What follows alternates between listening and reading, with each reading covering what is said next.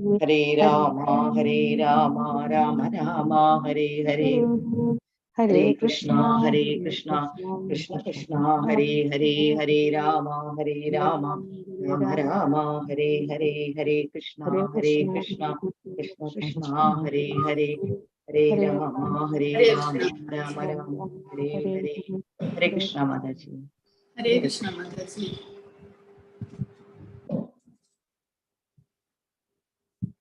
Om Namo Bhagavate Vasudevaya. Om Namo Bhagavate Vasudevaya. Om Namo Bhagavate Vasudevaya. Om Ajnanatimidandasya Jnanachanashalakaya Chakshurunmilitam Yena Tasmai Shri Gurave Namaha. Namo Om Vishnupadaya Krishna Preshtaya Bhutale Srimate Bhakti Vedanta Swami Niti Namine. Namaste Saraswate Deve Gauravani Pracharine Nirvishesha Shunyavadi Paschatya Deshatarine. Jaya Shri Krishna Chaitanya Prabhu Nityananda Shri Advaita Gadadhara Shri Vasadi Gaura Bhakta Vrinda. Hare Krishna Krishna Krishna Hare Hare, Hare Rama Rama Rama Hare Hare. Jai Shri Radha Govindaji. Hare Krishna. അപ്പോൾ നമ്മൾ പഠിക്കുന്നത് 4-ാമത്തെ അധ്യായം ജ്ഞാനയോഗമാണ്. കഴിഞ്ഞ ക്ലാസ്സിൽ കർമ്മം ചെയ്ത് എങ്ങനെ പരിശുദ്ധരാകാം എന്നാണ് ഭഗവാൻ പറഞ്ഞു തന്നത്. അതായത് നമ്മൾ പഠിച്ചത് കർമ്മം 3 വിധത്തിൽ ചെയ്യാമെന്ന് പറഞ്ഞു. ഏതൊക്കെയാണത്? ആരാണ് പറയുക? 3 വിധത്തിൽ നമുക്ക് കർമ്മങ്ങൾ ചെയ്യാൻ സാധിക്കും. 3 വിധത്തിലുള്ള കർമ്മങ്ങളെ കുറിച്ച് ഭഗവാൻ പറയുകയുണ്ടായി. ഏതൊക്കെയാണത്? ഹരേ കൃഷ്ണ.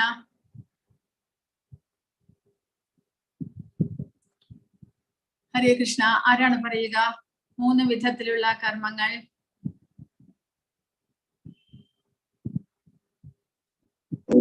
ഹരേ കൃഷ്ണ മാതാജി. ഹരേ കൃഷ്ണ. സകർമ്മം, വികർമ്മം, അകർമ്മം. കർമ്മം, അകർമ്മം, വികർമ്മം. അങ്ങനെ കർമ്മം എന്ന് പറയുമ്പോൾ അത് ഫലേച്ഛയോടുകൂടി ചെയ്യുന്ന കർമ്മങ്ങൾ. വികർമ്മം എന്ന് പറയുമ്പോൾ നിഷിദ്ധമായിട്ടുള്ള, നമ്മൾ ഒരിക്കലും ചെയ്യാൻ പാടില്ലാത്തതായിട്ടുള്ള കർമ്മങ്ങൾ. അകർമ്മം എന്ന് പറയുമ്പോൾ കർമ്മത്തിന്റെ പ്രതികരണം ഏൽക്കാത്ത വിധത്തിലുള്ള കർമ്മങ്ങൾ, അതായത് പരിശുദ്ധമായിട്ടുള്ള കർമ്മങ്ങൾ, അവയാണ് അകർമ്മം. ഇങ്ങനെ 3 വിധത്തിലുള്ള കർമ്മങ്ങളുണ്ട് എന്ന് ഭഗവാൻ പറയുകയുണ്ടായി. അപ്പോൾ അതിനെക്കുറിച്ച് നമ്മൾ മനസ്സിലാക്കേണ്ടതാണ് എന്നാണ് ഭഗവാൻ പറയുന്നത്. ഓരോരുത്തരും കർമ്മം ചെയ്യുന്നതിന് മുൻപ്, കാരണം കർമ്മം ചെയ്യാതിരിക്കാൻ നമുക്ക് സാധ്യമല്ല, കർമ്മം ചെയ്തുകൊണ്ടേയിരിക്കുന്നു നമ്മൾ. അപ്പോൾ എങ്ങനെയുള്ള കർമ്മങ്ങളാണ് നമ്മളെ ബന്ധനത്തിലാക്കുന്നത്, നമുക്ക് പുനർജന്മം നൽകുന്നത്? നമ്മൾ ചെയ്യുന്നത് പാപകർമ്മമാണോ, പുണ്യകർമ്മമാണോ, അല്ലോ പ്രതികരണമില്ലാത്ത കർമ്മമാണോ? ഇതെല്ലാം മനസ്സിലാക്കിക്കൊണ്ട് വേണം നമ്മൾ കർമ്മങ്ങൾ ചെയ്യുവാൻ. കാരണം അങ്ങനെ അകർമ്മങ്ങൾ ചെയ്താൽ മാത്രമേ, അതായത് പ്രതികരണമില്ലാത്ത കർമ്മങ്ങൾ ചെയ്താൽ മാത്രമേ നമ്മൾ പരിശുദ്ധരാകുവാനായിട്ട് സാധിക്കുകയുള്ളൂ. അതുകൊണ്ട് കർമ്മത്തെക്കുറിച്ച് നമ്മൾ വിശദമായിട്ട് മനസ്സിലാക്കണം എന്നാണ് ഭഗവാൻ പറയുന്നത്. അങ്ങനെ 3 വിധത്തിലുള്ള കർമ്മങ്ങളിലൂടെ നമുക്ക് പരിശുദ്ധരാകാൻ സാധിക്കുന്നു. അതായത് മനസ്സിലാക്കിക്കൊണ്ട്, വികർമ്മങ്ങൾ എന്ന് പറഞ്ഞു കഴിഞ്ഞാൽ അവർ ഭഗവാനെ അനുസരിക്കാത്തവരാണ്, നിഷിദ്ധമായിട്ടുള്ള കർമ്മങ്ങൾ ചെയ്യുന്നവരാണ്. കർമ്മികൾ എന്ന് പറഞ്ഞു കഴിഞ്ഞാൽ കർമ്മത്തിന്റെ ഫലം സ്വയം അനുഭവിക്കാൻ ആഗ്രഹിക്കുന്നു, അങ്ങനെയുള്ളവരാണ് കർമ്മികൾ.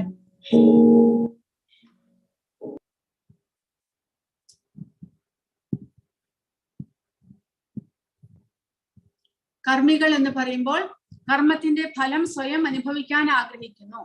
അവർ പുണ്യകർമ്മങ്ങൾ ചെയ്ത് സ്വർഗലോകങ്ങളിലേക്ക് പോകാനും അവിടെ സുഖം ആസ്വദിക്കാനും ആഗ്രഹിക്കുന്നു. അവർ വീണ്ടും വീണ്ടും പുനർജന്മത്തിലൂടെ ഇങ്ങോട്ട് ഭൂമിയിലേക്ക് വന്നും പോയിക്കൊണ്ടുമിരിക്കും. അവർക്ക് പുനർജന്മം എല്ലായ്പ്പോഴും ഉണ്ട്. എന്നാൽ വികർമ്മികളാണെങ്കിലോ അവർ നിഷിദ്ധമായിട്ടുള്ള പാപകർമ്മങ്ങൾ ചെയ്യുന്നത് മൂലം പുനർജന്മം ഉണ്ട് ഇല്ല എന്നല്ല, പക്ഷെ അവർ മനുഷ്യജന്മത്തിനെക്കാട്ടിലും കൂടുതൽ ആ പാപകർമ്മത്തിന്റെ ഫലമായിട്ട് പിന്നീടുള്ള മൃഗങ്ങളായിട്ടോ അതെല്ലാം ജനിക്കേണ്ടതായിട്ടും വരും അവർക്ക്. കാരണം പാപകർമ്മങ്ങളാണ് അവർ ചെയ്യുന്നത്, നിഷിദ്ധമായിട്ടുള്ള കർമ്മങ്ങളാണ് ചെയ്യുന്നത്. എന്നാൽ അകർമ്മികൾ എന്ന് പറയുമ്പോൾ ഒന്നുകിൽ ഭക്തന്മാർ അല്ലെങ്കിൽ അവ്യക്തിഗതവാദികൾ, അവരെല്ലാം തന്നെ കർമ്മത്തിന്റെ ഫലം സ്വയം അനുഭവിക്കാൻ ആഗ്രഹിക്കുന്നില്ല. കർമ്മത്തിന്റെ ഫലത്തെ അവർ ത്യജിക്കുന്നു. ഭക്തന്മാരാണെങ്കിൽ ഭഗവാന്റെ സേവനത്തിനായിക്കൊണ്ട് സ്വന്തം കർമ്മത്തിന്റെ ഫലത്തെ ത്യജിക്കുന്നു. അവ്യക്തിഗതവാദികളാണെങ്കിൽ ഇങ്ങനെ കാമ്യകർമ്മങ്ങൾ ചെയ്യുന്നേ ഇല്ല. അതുമൂലം അവർക്ക് പരിശുദ്ധരാകാൻ സാധിക്കുന്നു. അവ്യക്തിഗതവാദികളാണെങ്കിലും ഭക്തന്മാരാണെങ്കിലും അകർമ്മം പരിശീലിക്കുന്നത് കൊണ്ട് അവർക്ക് പരിശുദ്ധരാകാൻ സാധിക്കുന്നു.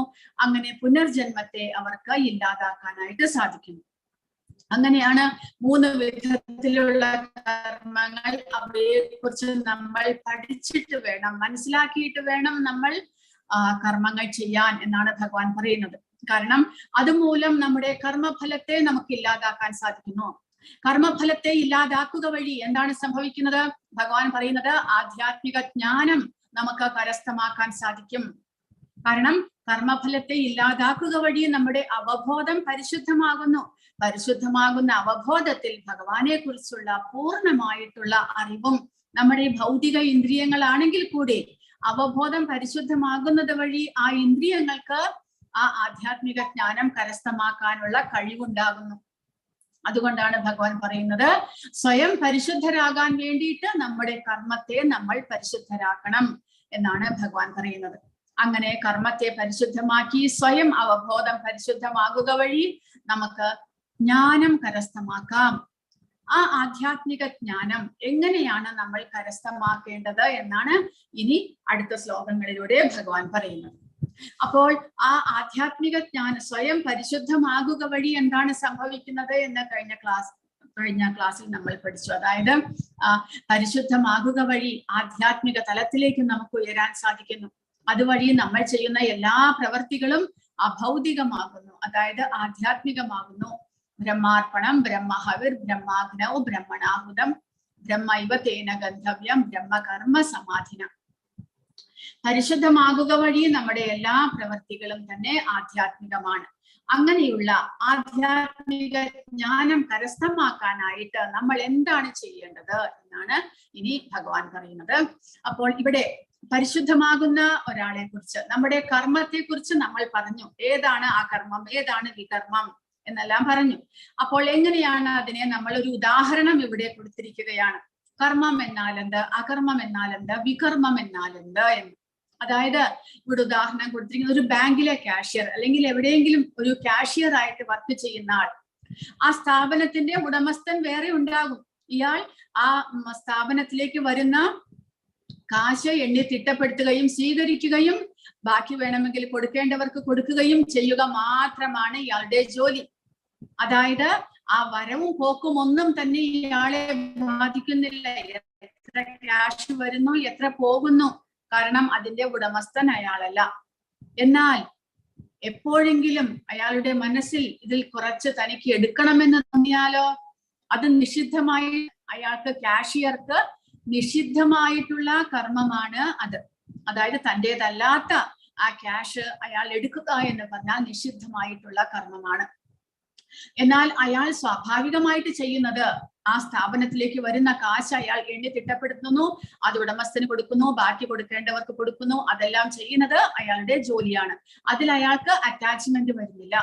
അതാണ് ശരിയായിട്ടുള്ള കർമ്മം, അകർമ്മം. അതുവഴി നമുക്ക് അറ്റാച്ച്മെന്റ് ഉണ്ടാകുന്നില്ല. എന്നാൽ എപ്പോഴാണോ അറ്റാച്ച്മെന്റ് വരുന്നത്, അയാൾ എന്ത് ചെയ്യുന്നു? തൻ്റെതല്ലാത്ത ആ വസ്തുവിനെ സ്വന്തമാക്കാൻ ആഗ്രഹിക്കുന്നു. ആ ക്യാഷ് അയാളുടേതല്ല എങ്കിലും അയാൾ അത് സ്വന്തമാക്കിയാലോ അയാൾക്ക് പണിഷ്മെന്റ്, അയാൾക്ക് കുറ്റമാണ് ചെയ്തത്, പാപകർമ്മമാണ് ചെയ്തത്. അതുകൊണ്ട് അയാൾക്ക് അതിന്റെ ശിക്ഷ ലഭിക്കേണ്ടി വരും. അതുപോലെയാണ് വികർമ്മവും അകർമ്മവും. അങ്ങനെയാണ് അറ്റാച്ച്മെന്റ് ഇല്ലാതെ, ആസക്തി ഇല്ലാതെ പ്രവർത്തിക്കുക, അതാണ് അകർമ്മം. എന്നാൽ ആസക്തിയോടുകൂടി തൻ്റെതല്ലാത്തത് തനിക്ക് സ്വന്തമാക്കാൻ ആഗ്രഹിക്കുമ്പോൾ, അതായത് ഭൗതികമായിട്ടുള്ളതൊന്നും തന്നെ നമ്മുടേതല്ല, ജീവാത്മാവിൻ്റെതല്ല, എന്നാലും ആ ഭൗതികമായിട്ടുള്ളതിനെ തൻ്റേത് എന്ന് കരുതി എല്ലാം സ്വന്തമാക്കാൻ ആഗ്രഹിക്കുമ്പോൾ അത് നമ്മളെ അറ്റാച്ച്മെന്റിലേക്ക്, ആസക്തിയിലേക്ക് നയിക്കുന്നു, കൂടാതെ ബന്ധനത്തിലേക്കും നയിക്കുന്നു. രണ്ടാമതായിട്ട് ഉദാഹരണം കൊടുത്തിരിക്കുന്ന ഒരു പട്ടാളക്കാരൻ. അയാൾ തൻ്റെ ഉദ്യോഗസ്ഥന്റെ, തൻ്റെ മേലുദ്യോഗസ്ഥന്റെ നിർദ്ദേശപ്രകാരം തൻ്റെ ശത്രുക്കളെ എല്ലാം അയാൾ വെടിവെച്ച് കൊല്ലുന്നുണ്ട്. പക്ഷെ അതൊന്നും തന്നെ അത് കുറ്റമായിട്ട് കണക്കാക്കുന്നില്ല. അയാൾക്ക് അതിന്റെ പാപകർമ്മങ്ങൾ ഒന്നും തന്നെ ഏൽക്കേണ്ടി വരില്ല. കാരണം തന്റെ മേലുദ്യോഗസ്ഥന്റെ ഉത്തരവ് പ്രകാരമാണ് അയാൾ തന്റെ ശത്രുക്കളെ വധിക്കുന്നത്. എന്നാൽ അതേ തോക്ക് ഉപയോഗിച്ചിട്ട് അയാൾ തന്റെ സ്വന്തം താല്പര്യത്തിന് വേണ്ടിയിട്ട് തന്റെ സ്വന്തം ഏതെങ്കിലും എതിരാളിയെ കൊല്ലുകയാണെങ്കിൽ അത് പാപകർമ്മമാണ്, കുറ്റകരമാണ്. അതിന്റെ ശിക്ഷ അയാൾക്ക് അനുഭവിക്കേണ്ടി വരും. അപ്പോൾ തന്റെ സ്വന്തം ആഗ്രഹപ്രകാരം ചെയ്യുന്ന കർമ്മങ്ങൾ, തന്റെ സ്വന്തം സുഖത്തിന് വേണ്ടി, അല്ലെങ്കിൽ തന്റെ സ്വന്തം ശത്രുക്കൾ, തന്റെ സ്വന്തം ഇന്ദ്രിയങ്ങളുടെ ശത്രുക്കളോട് ആരോടെങ്കിലും തനിക്ക് ശത്രുത വന്നിട്ട് ഇതുപോലെ കുറ്റകർമ്മങ്ങൾ ചെയ്യുകയാണെങ്കിൽ അതെല്ലാം തന്നെ ആസക്തിയോടുകൂടി നമ്മൾ ചെയ്യുന്നതാണ്. അനാവശ്യമായിട്ടുള്ള ആസക്തി, അതാണ് നമ്മളെ ബന്ധനത്തിലാക്കുന്നത്. എന്നാൽ ആസക്തി ഇല്ലാതെ, അറ്റാച്ച്മെന്റ് ഇല്ലാതെ നമ്മൾ ഇത് നമ്മുടെ കർത്തവ്യമാണ് എന്ന് മാത്രം അറിഞ്ഞുകൊണ്ട് നമ്മൾ കർമ്മങ്ങൾ ചെയ്യുകയാണെങ്കിൽ അതാണ് ആ കർമ്മം, അത് നമ്മളെ ബന്ധനത്തിലാക്കുന്നില്ല. അതുകൊണ്ട് അർജുനനോട് ഭഗവാൻ ഇവിടെ പറയുന്നത് ഇതുപോലെ ആസക്തിയില്ലാതെ കർമ്മം ചെയ്യുക. കൂടാതെ അർജുനൻ യുദ്ധം ചെയ്യാൻ വരുന്നതും ദുര്യോധനൻ യുദ്ധം ചെയ്യാൻ വരുന്നതും തമ്മിൽ വ്യത്യാസമുണ്ട് എന്നിവിടെ പറയുന്നു. അർജുനൻ യുദ്ധം ചെയ്തത് ഭഗവാന്റെ നിർദ്ദേശപ്രകാരം, ഭഗവാന്റെ ഇഷ്ടത്തിനനുസരിച്ച് മാത്രമാണ്. അർജുനന് യുദ്ധം ചെയ്യാനോ അവിടെയുള്ളവരെയെല്ലാം വധിക്കാനോ ഉള്ള മാനസികമായിട്ടുള്ള ആസക്തി ഉണ്ടായിരുന്നില്ല. തനിക്ക് ഇതെല്ലാം പിടിച്ചെടുക്കണം എന്നുള്ള ആഗ്രഹം ഉണ്ടായിരുന്നില്ല. എന്നാൽ ദുര്യോധനനാണെങ്കിലോ ഇതെല്ലാം തന്റേതാക്കണം, തന്റേത് മാത്രമാക്കണം, പാണ്ഡവർക്ക് ലഭിക്കുന്നതും കൂടെ ഇല്ലാതാക്കി പാണ്ഡവരുടെ സമ്പത്തും കൂടെ തനിക്ക് സ്വന്തമാക്കണം എന്നുള്ള സെൽഫിഷ് ആയിട്ടുള്ള മെന്റൽ സ്വാർത്ഥതയോട് കൂടിയാണ് ദുര്യോധനൻ യുദ്ധം ചെയ്തത്. അതാണ് അർജുനനും ദുര്യോധനനും തമ്മിലുള്ള വ്യത്യാസമായിട്ട് പറയുന്നത്. അപ്പോൾ അങ്ങനെയാണ് ആസക്തിയും വിരക്തിയും മൂലം നമ്മൾ എങ്ങനെ ആസക്തി മൂലം ബന്ധനത്തിലാകുന്നു, വിരക്തി മൂലം അല്ലെങ്കിൽ കർത്തവ്യം അനുഷ്ഠിക്കുന്നത് മൂലം നമ്മൾ എങ്ങനെ സ്വതന്ത്രരാകുന്നു എന്നുള്ളതാണ് വികർമ്മവും അകർമ്മവും തമ്മിലുള്ള വ്യത്യാസമായിട്ട് നമ്മൾ പറയുന്നത്. ഇനി അങ്ങനെയുള്ള കർമ്മങ്ങളിലൂടെ നമുക്ക് ജ്ഞാനം സമ്പാദിക്കാം എന്ന് പറയുന്നു. ആ ജ്ഞാനത്തിന് വേണ്ടിയിട്ട് നമ്മൾ ത്യജിക്കേണ്ടതായിട്ടുണ്ട്. അതായത് എങ്ങനെയാണോ ആസക്തി ഇല്ലാതെ നമ്മൾ കർമ്മങ്ങൾ ചെയ്യുന്നത്, അതുപോലെ തന്നെ ഭൗതികതയുമായിട്ടുള്ള ആസക്തിയെ നമ്മൾ ഇല്ലാതാക്കണം, ത്യജിക്കണം. അതെങ്ങനെയാണ്? ഓരോരുത്തരും, അതായത് ബ്രഹ്മചാരി, ഗൃഹസ്ഥൻ, വാനപ്രസ്ഥൻ, സന്യാസി എന്നിങ്ങനെയുള്ള 4 ആശ്രമ വ്യവസ്ഥിതികളുണ്ട്. ആ 4 ആശ്രമ വ്യവസ്ഥിതിയിലുള്ളവരും ആ ആധ്യാത്മികതയിലേക്ക് ഉയരുവാനായിട്ട് ചിലതെല്ലാം ത്യജിക്കേണ്ടതായിട്ടുണ്ട്. അതിനെ കുറിച്ചാണ് ഇനി പറയുന്നത്. അടുത്ത 25-ാമത്തെ ശ്ലോകം മുതൽക്ക് ഭഗവാൻ യജ്ഞം അല്ലെങ്കിൽ പല വിധത്തിലുള്ള യജ്ഞങ്ങളെ കുറിച്ച് പറയുന്നു. ആ യജ്ഞങ്ങളെല്ലാം തന്നെ നമ്മുടെ അറിവിനെ, ജ്ഞാനത്തെ വർദ്ധിപ്പിക്കാനും ആ ഭൗതികതയോടുള്ള ആസക്തി ഇല്ലാതാക്കാനും വേണ്ടിയിട്ടുള്ള യജ്ഞങ്ങളാണ്. അതുവഴി ആ യജ്ഞത്തിൽ ഓരോരുത്തരും തൻ്റെ ഭൗതികതയോടുള്ള ആസക്തിയെ ത്യജിക്കുന്നു. ആ യജ്ഞത്തിലൂടെ അതുവഴി പരിശുദ്ധരാകാനായിട്ട് പരിശ്രമിക്കുന്നു. കാരണം പരിശുദ്ധരാകാതെ ആർക്കും ജ്ഞാനം സമ്പാദിക്കാൻ സാധ്യമല്ല. അതിനു വേണ്ടിയിട്ട് അപ്പോൾ ഇവിടെ അതിന്റെ ആ ശ്ലോകങ്ങളുടെ അർത്ഥം കൊടുത്തിട്ടില്ല. ഞാൻ അർത്ഥം വായിച്ചിട്ട് നമുക്ക് മുന്നേറാം. ഭഗവാൻ ഇവിടെ 25-ാമത്തെ ശ്ലോകത്തിൽ പറയുന്നത്, ചില യോഗികൾ വിവിധ യജ്ഞങ്ങളാൽ ദേവന്മാരെ യഥാവിധി ആരാധിക്കുന്നു. മറ്റു ചിലർ പരബ്രഹ്മ തേജസ്സിൽ യജ്ഞങ്ങൾ അർപ്പിക്കുന്നു. അപ്പോൾ ഭൗതികമായിട്ടുള്ള സുഖങ്ങളെല്ലാം അനുഭവിക്കാൻ ആഗ്രഹിക്കുന്നവർ ദേവന്മാരെ ആരാധിക്കുന്നു. കാരണം പല സൗകര്യങ്ങൾക്കും സുഖങ്ങൾക്കും എല്ലാം ഏതെല്ലാം ദേവന്മാരെ ആരാധിക്കണം, എങ്ങനെ ആരാധിക്കണം എല്ലാം വേദങ്ങളിൽ കൊടുത്തിട്ടുണ്ട്. ഭൗതികമായിട്ടുള്ള സുഖ സൗകര്യങ്ങൾ ദേവന്മാരാണ് നമുക്ക് തരുന്നത്. അതിന് പ്രത്യേക ദേവന്മാരെ പ്രത്യേക ചടങ്ങുകൾക്കായി കൊണ്ട് ആരാധിക്കേണ്ടതുണ്ട്. അതായത് നമ്മുടെ അസുഖങ്ങൾ എന്തെങ്കിലും ഉണ്ടെങ്കിൽ അത് മാറാൻ സൂര്യദേവൻ, കൂടാതെ നല്ല ഭാര്യ ഭർത്താവ് ഇവരെ ലഭിക്കുവാനായിട്ട് ശിവപാർവതിമാരെ ആരാധിക്കുക. അങ്ങനെ പല സുഖ സൗകര്യങ്ങൾക്കായി കൊണ്ട് പല ദേവന്മാരെ ആരാധിക്കുന്ന, ആരെയെല്ലാം ആരാധിക്കണം എന്ന് വേദങ്ങളിൽ പറഞ്ഞിട്ടുണ്ട്. അപ്പോൾ അങ്ങനെ ദേവന്മാരെ ആരാധിച്ച് ഭൗതിക സുഖങ്ങൾക്ക് വേണ്ടി പ്രയത്നിക്കുന്നവരുണ്ട്. അവരുടെ അതാണ് ദേവാരാധന എന്ന് പറയുന്നത്. മറ്റു ചിലർ പരബ്രഹ്മ തേജസ്സിൽ യജ്ഞങ്ങൾ അർപ്പിക്കുന്നു. അതായത് ഭഗവാന്റെ പോയി ലയിക്കുവാൻ ആഗ്രഹിക്കുന്ന അവ്യക്തിഗതവാദികൾ, അവർ പരബ്രഹ്മ തേജസ്സിനായിക്കൊണ്ട് ആ ബ്രഹ്മജ്യോതിയിലേക്ക് യജ്ഞങ്ങൾ അർപ്പിച്ച് സ്വയം അതിൽ ലയിക്കുവാനായിട്ട് ആഗ്രഹിക്കുന്നു. അങ്ങനെയുള്ള 2 വിധത്തിലുള്ള യജ്ഞങ്ങളാണ് ആദ്യം ദേവാരാധനയും ബ്രഹ്മയജ്ഞവും. മൂന്നാമതായിട്ട് ചിലർ കരകളഞ്ഞ ബ്രഹ്മചാരികൾ ആത്മസംയമനമാകുന്ന അഗ്നിയിൽ ശ്രവണ പ്രക്രിയകളെയും ഇന്ദ്രിയങ്ങളെയും ഹോമിക്കുന്നു. അപ്പോൾ ബ്രഹ്മചാരികൾ ഗുരുകുലത്തിൽ വസിച്ചുകൊണ്ട് ഗുരുവിന്റെ നിർദ്ദേശപ്രകാരം ഇത് ബ്രഹ്മചര്യം അനുഷ്ഠിച്ചുകൊണ്ട് പഠിക്കുകയാണ്, ജ്ഞാനം സമ്പാദിക്കുകയാണ്. ആ ജ്ഞാനം സമ്പാദിക്കുവാൻ വേണ്ടിയിട്ട് അവർ എന്ത് ചെയ്യുന്നു? ഗുരുവിന്റെ നിർദ്ദേശപ്രകാരം ബ്രഹ്മചര്യം അനുഷ്ഠിക്കുന്നു. അങ്ങനെ ഭൗതികമായിട്ടുള്ള ഒന്നിലും ആസക്തി ഇല്ലാതെ അവർ ഇരിക്കണം. കാരണം ഭൗതികതയിൽ ആസക്തി വന്നു കഴിഞ്ഞാൽ അവർക്ക് ഈ ആധ്യാത്മിക ജ്ഞാനത്തിലേക്കുള്ള വഴി അടഞ്ഞു പോകുന്നു. അതിനു വേണ്ടിയിട്ട് അവർ മനോനിയന്ത്രണം, ആത്മസംയമനം ചെയ്യുന്നു. അവർ കാരണം ഇന്ദ്രിയങ്ങളെയും മനസ്സിനെയും എല്ലാം നിയന്ത്രിച്ച ശ്രവണ പ്രക്രിയകൾ, ശ്രവണത്തിലൂടെ ഭഗവാനെ കുറിച്ച് മാത്രം, വേദമന്ത്രങ്ങൾ മാത്രം കേൾക്കാൻ അവർ ആഗ്രഹിക്കുന്നു. വേറെ ഭൗതികമായിട്ടുള്ള ഒന്നിലും അവർ ശ്രദ്ധിക്കുന്നില്ല. അങ്ങനെ ഇന്ദ്രിയങ്ങളെയും മറ്റുള്ള മനസ്സിനെയും എല്ലാം നിയന്ത്രിക്കുന്നവരാണ് ബ്രഹ്മചാരികൾ. അവരുടെ ഉദ്ദേശം പൂർണ്ണമായ ജ്ഞാനം കരസ്ഥമാക്കുക എന്നുള്ളതാണ്. പിന്നെ ഗൃഹസ്ഥന്മാർ എന്ത് ചെയ്യുന്നു? ഇന്ദ്രിയ വിഷയങ്ങളെ ഇന്ദ്രിയമാകുന്ന അഗ്നിയിൽ ഹോമിക്കുന്നു. ഗൃഹസ്ഥന്മാരുടെ ചുമതല എന്ത് എന്ന് പറഞ്ഞു കഴിഞ്ഞാൽ അവരും വാനപ്രസ്ഥത്തിലൂടെ, സന്യാസത്തിലൂടെ അവരും ഭഗവാനെ പ്രാപിക്കേണ്ടവരാണ്. അതുകൊണ്ട് ഗൃഹസ്ഥാശ്രമം അല്ലെങ്കിൽ ലൗകിക ജീവിതം നയിക്കുമ്പോഴും അവരും ഒരു നിയന്ത്രണ വിധേയമായിട്ട് മാത്രമേ പ്രവർത്തിക്കാൻ പാടുള്ളൂ. ഭൗതികമായിട്ട് ഒന്നിലും അത്യാഗ്രഹം ഉണ്ടാകാൻ പാടില്ല. അതുകൊണ്ട് അവരും ഇന്ദ്രിയ സുഖഭോഗങ്ങളിൽ ഒരു നിയന്ത്രണം പാലിക്കേണ്ടതാണ് എന്ന്. ബ്രഹ്മചാരികൾ അഥവാ വിദ്യാർത്ഥികൾ വിശ്വാസനായ ഒരു ഗുരുവിന്റെ മേൽനോട്ടത്തിൽ ഇന്ദ്രിയ സുഖങ്ങൾ ഉപേക്ഷിച്ച് മനോനിയന്ത്രണം ചെയ്യുന്നു. അങ്ങനെയുള്ളവർ എന്താണ് ചെയ്യുന്നത്? ഗൃഹസ്ഥന്മാരും അങ്ങനെ തന്നെ എന്ന് പറയുന്നു. അറിവിന്റെ അടിസ്ഥാന തത്വം ശ്രവണമാണ്. അതുകൊണ്ട് ശുദ്ധ ബ്രഹ്മചാരി ഹരേർ നാമാനുകീർത്തനം അഥവാ ഭഗവൻ നാമ ശ്രവണ കീർത്തനങ്ങളിൽ സദാ ഏർപ്പെട്ടുകൊണ്ടിരിക്കും. പ്രാപഞ്ചികങ്ങളായ ശബ്ദവീചികളിൽ നിന്ന് അയാൾ ഒഴിഞ്ഞു മാറുന്നു. ഹരേ കൃഷ്ണ എന്ന അതീന്ദ്രിയ ശബ്ദ സ്പന്ദനങ്ങളിൽ മനസ്സുറപ്പിക്കുന്നു.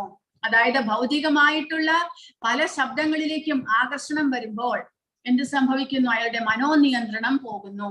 അതിനു വേണ്ടിയിട്ട് ആ ഗുരുകുലത്തിൽ വസിച്ചുകൊണ്ട് വിദ്യാഭ്യസിക്കുന്ന ബ്രഹ്മചാരികൾ മനസ്സിനെയും ഇന്ദ്രിയങ്ങളെയും എല്ലാം നിയന്ത്രിക്കുന്നു.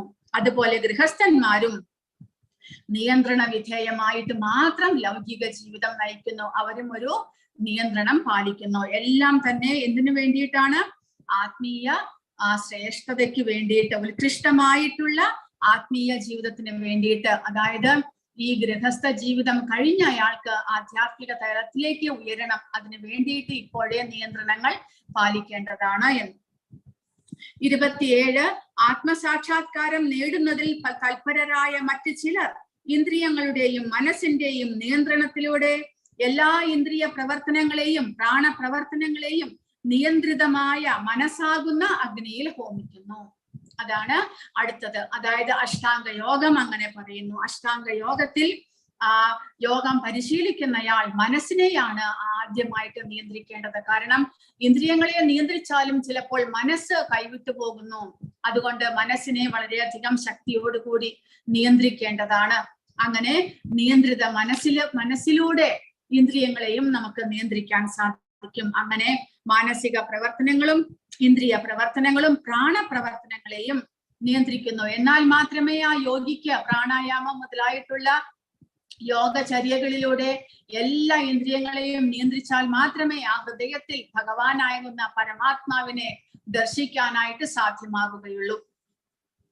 28 ദ്രവ്യയജ്ഞമാണ് പറയുന്നത്. ദ്രവ്യയജ്ഞത്തിലൂടെ താൻ സമ്പാദിച്ചിരിക്കുന്ന സമ്പത്തിനെ എല്ലാം തന്നെ ഒരാൾ ദാനം ചെയ്യുന്നു. എന്തിനു വേണ്ടിയിട്ട്? ഒരു ചാരിറ്റി എല്ലാമായിട്ട് നമ്മൾ കൊടുക്കും. ഒരു സ്കൂൾ പണിയാൻ, അല്ലെങ്കിൽ ഒരു ആശുപത്രി പണിയാൻ, അല്ലെങ്കിൽ ഒരു അനാഥാലയം പണിയാൻ, അല്ലെങ്കിൽ ഒരു വൃദ്ധാശ്രമം പണിയാൻ എല്ലാം നമ്മൾ കൊടുക്കും. അങ്ങനെ നിഷ്കാമമായിട്ട് അങ്ങനെ ദാനം ചെയ്യുന്നതിലൂടെ എന്ത് സംഭവിക്കുന്നു? താൻ സമ്പാദിച്ച തന്റെ സ്വന്തം പ്രയത്നത്തിലൂടെ താൻ സമ്പാദിച്ച സമ്പത്തിനെയാണ് ദാനം ചെയ്യുന്നത്. അതുവഴി തന്റെ പാപകർമ്മ ഫലങ്ങൾ ഇല്ലാതാകുന്നു. അത് നേരെ മറിച്ച് അതിങ്ങനെ കൂട്ടി വെക്കുമ്പോൾ എന്ത് സംഭവിക്കുന്നു? ആ സമ്പത്തിന്റെ ഫലമായിട്ട് തന്റെ കർമ്മഫലമാണ് അങ്ങനെ കൂട്ടി വെച്ചിരിക്കുന്നത്. അതിലുള്ള ആസക്തി നമുക്ക് ബന്ധനമാകുന്നു. അതുകൊണ്ട് ആ ബന്ധനം ഇല്ലാതാക്കാനായിട്ട് ചിലർ തന്റെ സമ്പാദ്യത്തിന്റെ ഒരു പങ്ക് അല്ലെങ്കിൽ ചിലർ മുഴുവനും തന്നെ ദാനം ചെയ്യുന്നുണ്ട്, ചാരിറ്റിക്കായിട്ട് കൊടുക്കുന്നുണ്ട്. അതിനെയാണ് ദ്രവ്യയജ്ഞം എന്ന് പറയുന്നത്. ആ ദ്രവ്യയജ്ഞത്തിലൂടെ നമ്മുടെ കർമ്മഫലത്തെ ഇല്ലാതാക്കാൻ സാധിക്കുന്നു. സ്വയം പ്രതിജ്ഞാബദ്ധരായി ചിലർ തങ്ങൾക്കുള്ളതെല്ലാം ത്യജിച്ച് ബോധദീപ്തരാകുന്നു. അതുവഴി പരിശുദ്ധരാകാൻ സാധിക്കും. തന്റെ പാപകർമ്മങ്ങളെല്ലാം പോകുന്നത് വഴി. കാരണം താൻ സമ്പാദിച്ച കർമ്മത്തിന്റെ ഫലമാണ് താൻ ദാനം ചെയ്യുന്നത്. ആ ദാനം ചെയ്യുന്നത് വഴി തനിക്ക് സ്വയം പരിശുദ്ധരാകാം. അങ്ങനെ ബോധദീപ്തരാകുന്നു. മറ്റു ചിലർ കഠിനമായ തപശ്ചര്യകൾ അനുഷ്ഠിക്കുന്നു. വ്രതങ്ങളെല്ലാം എടുക്കുന്നവരുണ്ട്, കഠിനമായിട്ടുള്ള വ്രതങ്ങളെല്ലാം എടുക്കുന്നവരുണ്ട്. അതുവഴി ഒരു നിയന്ത്രണം പാലിക്കുക വഴി നമുക്ക് പരിശുദ്ധരാകാം. അഷ്ടാംഗ യോഗ പരിശീലനത്താലും അതീന്ദ്രിയ ജ്ഞാന പുരോഗതിക്കായുള്ള വേദാധ്യയനത്താലും ഈ അവസ്ഥ കൈവരിക്കാം. അങ്ങനെ അഷ്ടാംഗ യോഗം, വേദ പഠനം മുതലായിട്ടുള്ള കർമ്മങ്ങളിലൂടെ അതെല്ലാം തന്നെ അതീന്ദ്രിയമായ പ്രവർത്തനങ്ങളാണ്. അതിലൂടെ തന്നെ നമുക്ക് പ്രാണായാമം ഇവിടെ കൊടുത്തിരിക്കുന്നു. വൈദിക പഠനം, സ്വാധ്യയജ്ഞം, ഉപനിഷത്തുകളും വേദാന്ത സൂത്രങ്ങളും അല്ലെങ്കിൽ സംഖ്യ തത്വചിന്ത, പിന്നെ ഹഠയോഗ, പ്രാണായാമ ഇതെല്ലാം പരിശീലിക്കുക വഴി നമുക്ക് സ്വയം ഒരു നിയന്ത്രണവും അതിലൂടെ അവബോധത്തെ പരിശുദ്ധമാക്കാനും സാധിക്കുന്നു. ഇതെല്ലാം തന്നെ ആ ജ്ഞാനം സമ്പാദിക്കാനുള്ള വഴികളാണ്. അപ്പോൾ ത്യാഗത്തിലൂടെ എങ്ങനെ ജ്ഞാനം സമ്പാദിക്കാമെന്നാണ് ഇവിടെ പറയുന്നത്. ത്യാഗം സ്വന്തം മനസ്സിനെയും ഇന്ദ്രിയങ്ങളെയും നിയന്ത്രിക്കുക, ഭൗതികമായിട്ടുള്ള ഒന്നിലും ആസക്തി ഇല്ലാതെ വരുത്തുക. സ്വയം നിയന്ത്രണത്തിലൂടെ നമുക്ക് അവബോധത്തെ പരിശുദ്ധമാക്കാം എന്നാണ് ഈ ശ്ലോകങ്ങളിലൂടെ ഭഗവാൻ പറയുന്നത്. ശ്വാസചലനത്തെ ഉച്ഛ്വാസത്തിലും ഉച്ഛ്വാസചലനത്തെ ശ്വാസത്തിലും അർപ്പിച്ചുകൊണ്ട്, അതാണ് പ്രാണായാമം. അങ്ങനെയുള്ള പ്രാണായാമം ചെയ്തുകൊണ്ട് ശ്വാസനിരോധനം ചെയ്ത് സമാധിയിൽ വർത്തിക്കുവാൻ താല്പര്യമുള്ള മറ്റു ചിലരുണ്ട്. ഇപ്രകാരം അവർ ശ്വാസത്തെ പൂർണ്ണമായി നിർത്തി അവസാനം സമാധിസ്ഥരാകുന്നു. മറ്റു ചിലർ ആഹാര നിരോധനത്താൽ ഉച്ഛ്വാസത്തെ അതിൽ തന്നെ ഹോമിക്കുന്നു. അങ്ങനെ ഇവരെല്ലാം തന്നെ തന്റെ സ്വന്തം ഇന്ദ്രിയ ശരീരം എന്നുള്ളത് ഭൗതികമാണ്. അതാണ് നമ്മൾ മനസ്സിലാക്കേണ്ടത്. ഈ ഭൗതികമായ ശരീരത്തെ ആ ത്രിഗുണങ്ങളിൽ നിന്ന് വേർപെടുത്തി പരിശുദ്ധമാക്കാനുള്ള പ്രക്രിയകളാണ് ഇവിടെ ചെയ്യുന്നത്. കാരണം ത്രിഗുണങ്ങളുടെ പ്രഭാവത്താലാണ് ശരീരം പ്രവർത്തിക്കുന്നത്. അതുകൊണ്ട് എന്ത് സംഭവിക്കുന്നു? ആ ത്രിഗുണങ്ങളുടെ സ്വാധീനം മൂലം നമ്മൾ ഭൗതികമായിട്ടുള്ളതിൽ വ്യാമോഹിതരാകുന്നു, അതിൽ ആസക്തരാകുന്നു. അതാണ് നമ്മളെ പല വിധത്തിലുള്ള ഈ ഫലേച്ഛയോടുകൂടിയുള്ള കർമ്മങ്ങൾ ചെയ്യാൻ പ്രേരിപ്പിക്കുന്നത്. അപ്പോൾ അതിൽ നിന്ന് മുക്തരാകാൻ വേണ്ടിയിട്ടുള്ള പരിശ്രമമാണ് ഇങ്ങനെയുള്ള യോഗികളും ജ്ഞാനികളും ബ്രഹ്മചാരികളും എല്ലാം തന്നെ ചെയ്യുന്നത്. കാരണം ആ ത്രിഗുണങ്ങളുടെ പിടിയിൽ നിന്ന് ശരീരത്തെ എങ്ങനെ മോചിപ്പിക്കണം, അതിനു വേണ്ടിയിട്ട് സ്വയം നിയന്ത്രണം ഏർപ്പെടുത്തുന്നു, തപശ്ചര്യകൾ അനുഷ്ഠിക്കുന്നു, വ്രതങ്ങൾ അനുഷ്ഠിക്കുന്നു, ഇതുപോലെ ദാനങ്ങൾ ചെയ്യുന്നു. ഇതെല്ലാം കൂടി നമുക്ക് നമ്മുടെ ഇന്ദ്രിയങ്ങളെയും മനസ്സിനെയും ആ ത്രിഗുണങ്ങളുടെ പിടിയിൽ നിന്ന് മോചിപ്പിക്കാൻ സാധിക്കും. അതീന്ദ്രിയമായിട്ടുള്ള അവബോധത്തിലേക്ക് ഉയരാൻ സാധിക്കും. അങ്ങനെയുള്ള അവബോധത്തിലേക്ക് ഉയർന്നാൽ മാത്രമേ നമുക്ക് ആധ്യാത്മിക ജ്ഞാനം കരസ്ഥമാക്കാൻ സാധിക്കുകയുള്ളൂ. അതുകൊണ്ടാണ് ഭഗവാൻ ഇവിടെ ഈ പല വിധത്തിലുള്ള യജ്ഞങ്ങളെ കുറിച്ച് പറയുന്നത്. ആ യജ്ഞങ്ങൾ ചെയ്ത് പരിശുദ്ധമാകുന്നത് എങ്ങനെ എന്നാണ് ഇവിടെ പറയുന്നത്. ആത്മസാക്ഷാത്കാര പുരോഗതിക്ക് വേണ്ടിയും ഇന്ദ്രിയ സംയമനത്തിനായും വേണ്ടി നിർദ്ദേശിക്കപ്പെട്ടതാണ് ഈ പ്രക്രിയകളെല്ലാം എന്ന് പ്രഭുപാദ പറയുന്നു.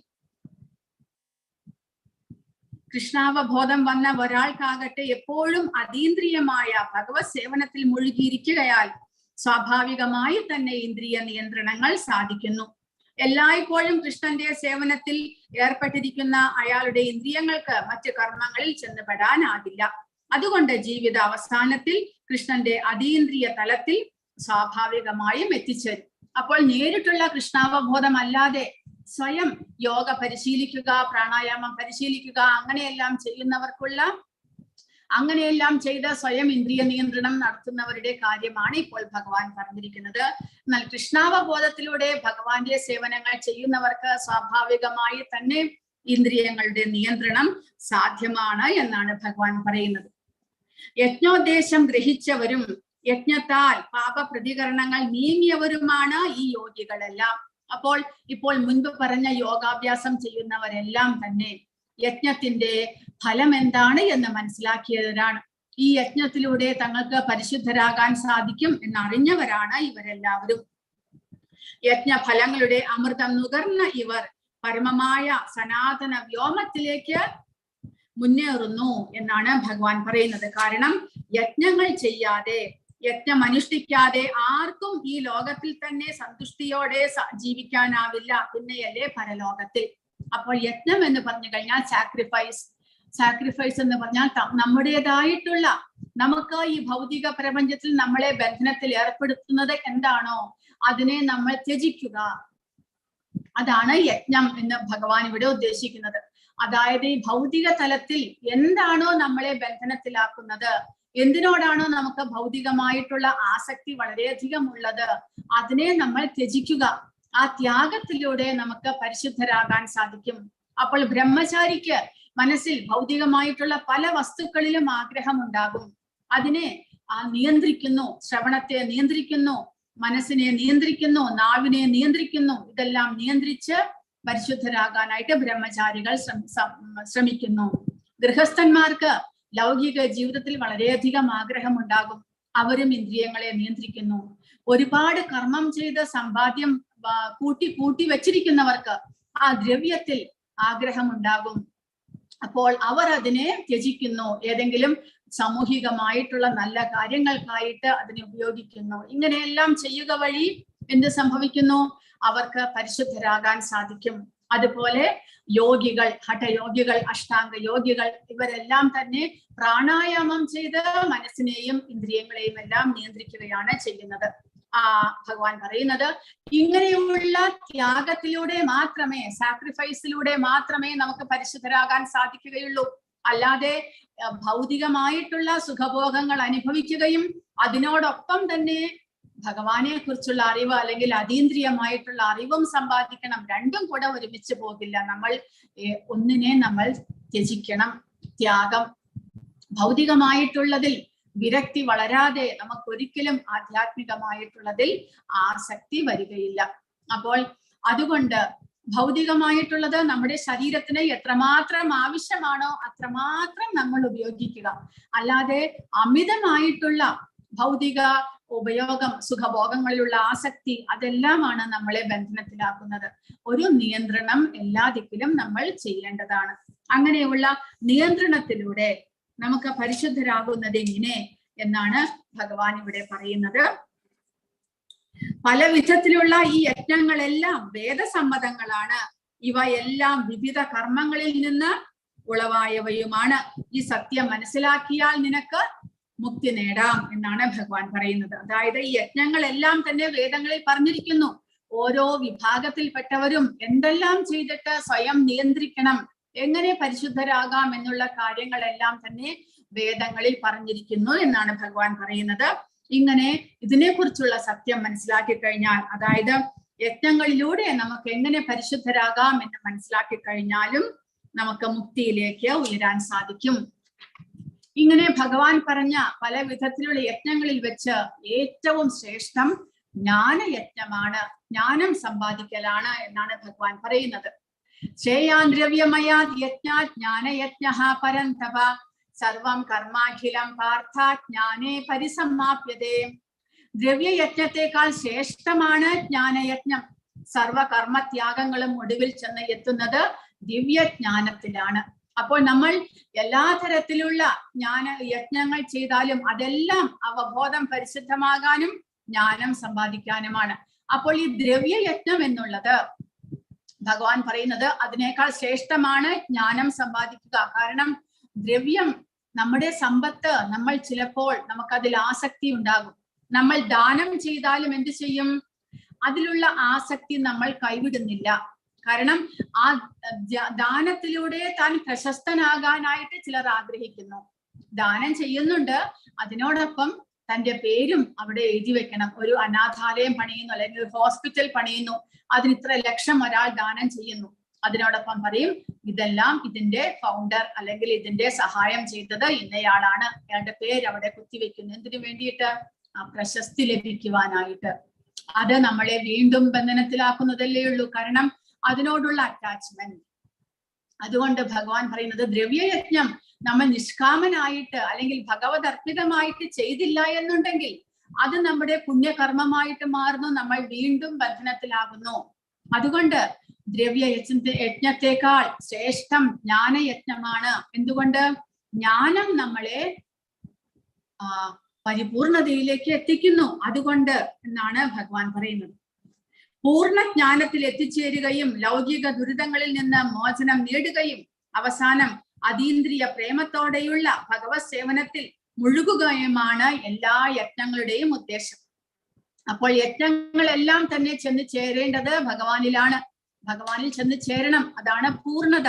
അതിനു വേണ്ടിയിട്ടുള്ള കർമ്മങ്ങളാണ് നമ്മൾ എല്ലാം ചെയ്യേണ്ടത്.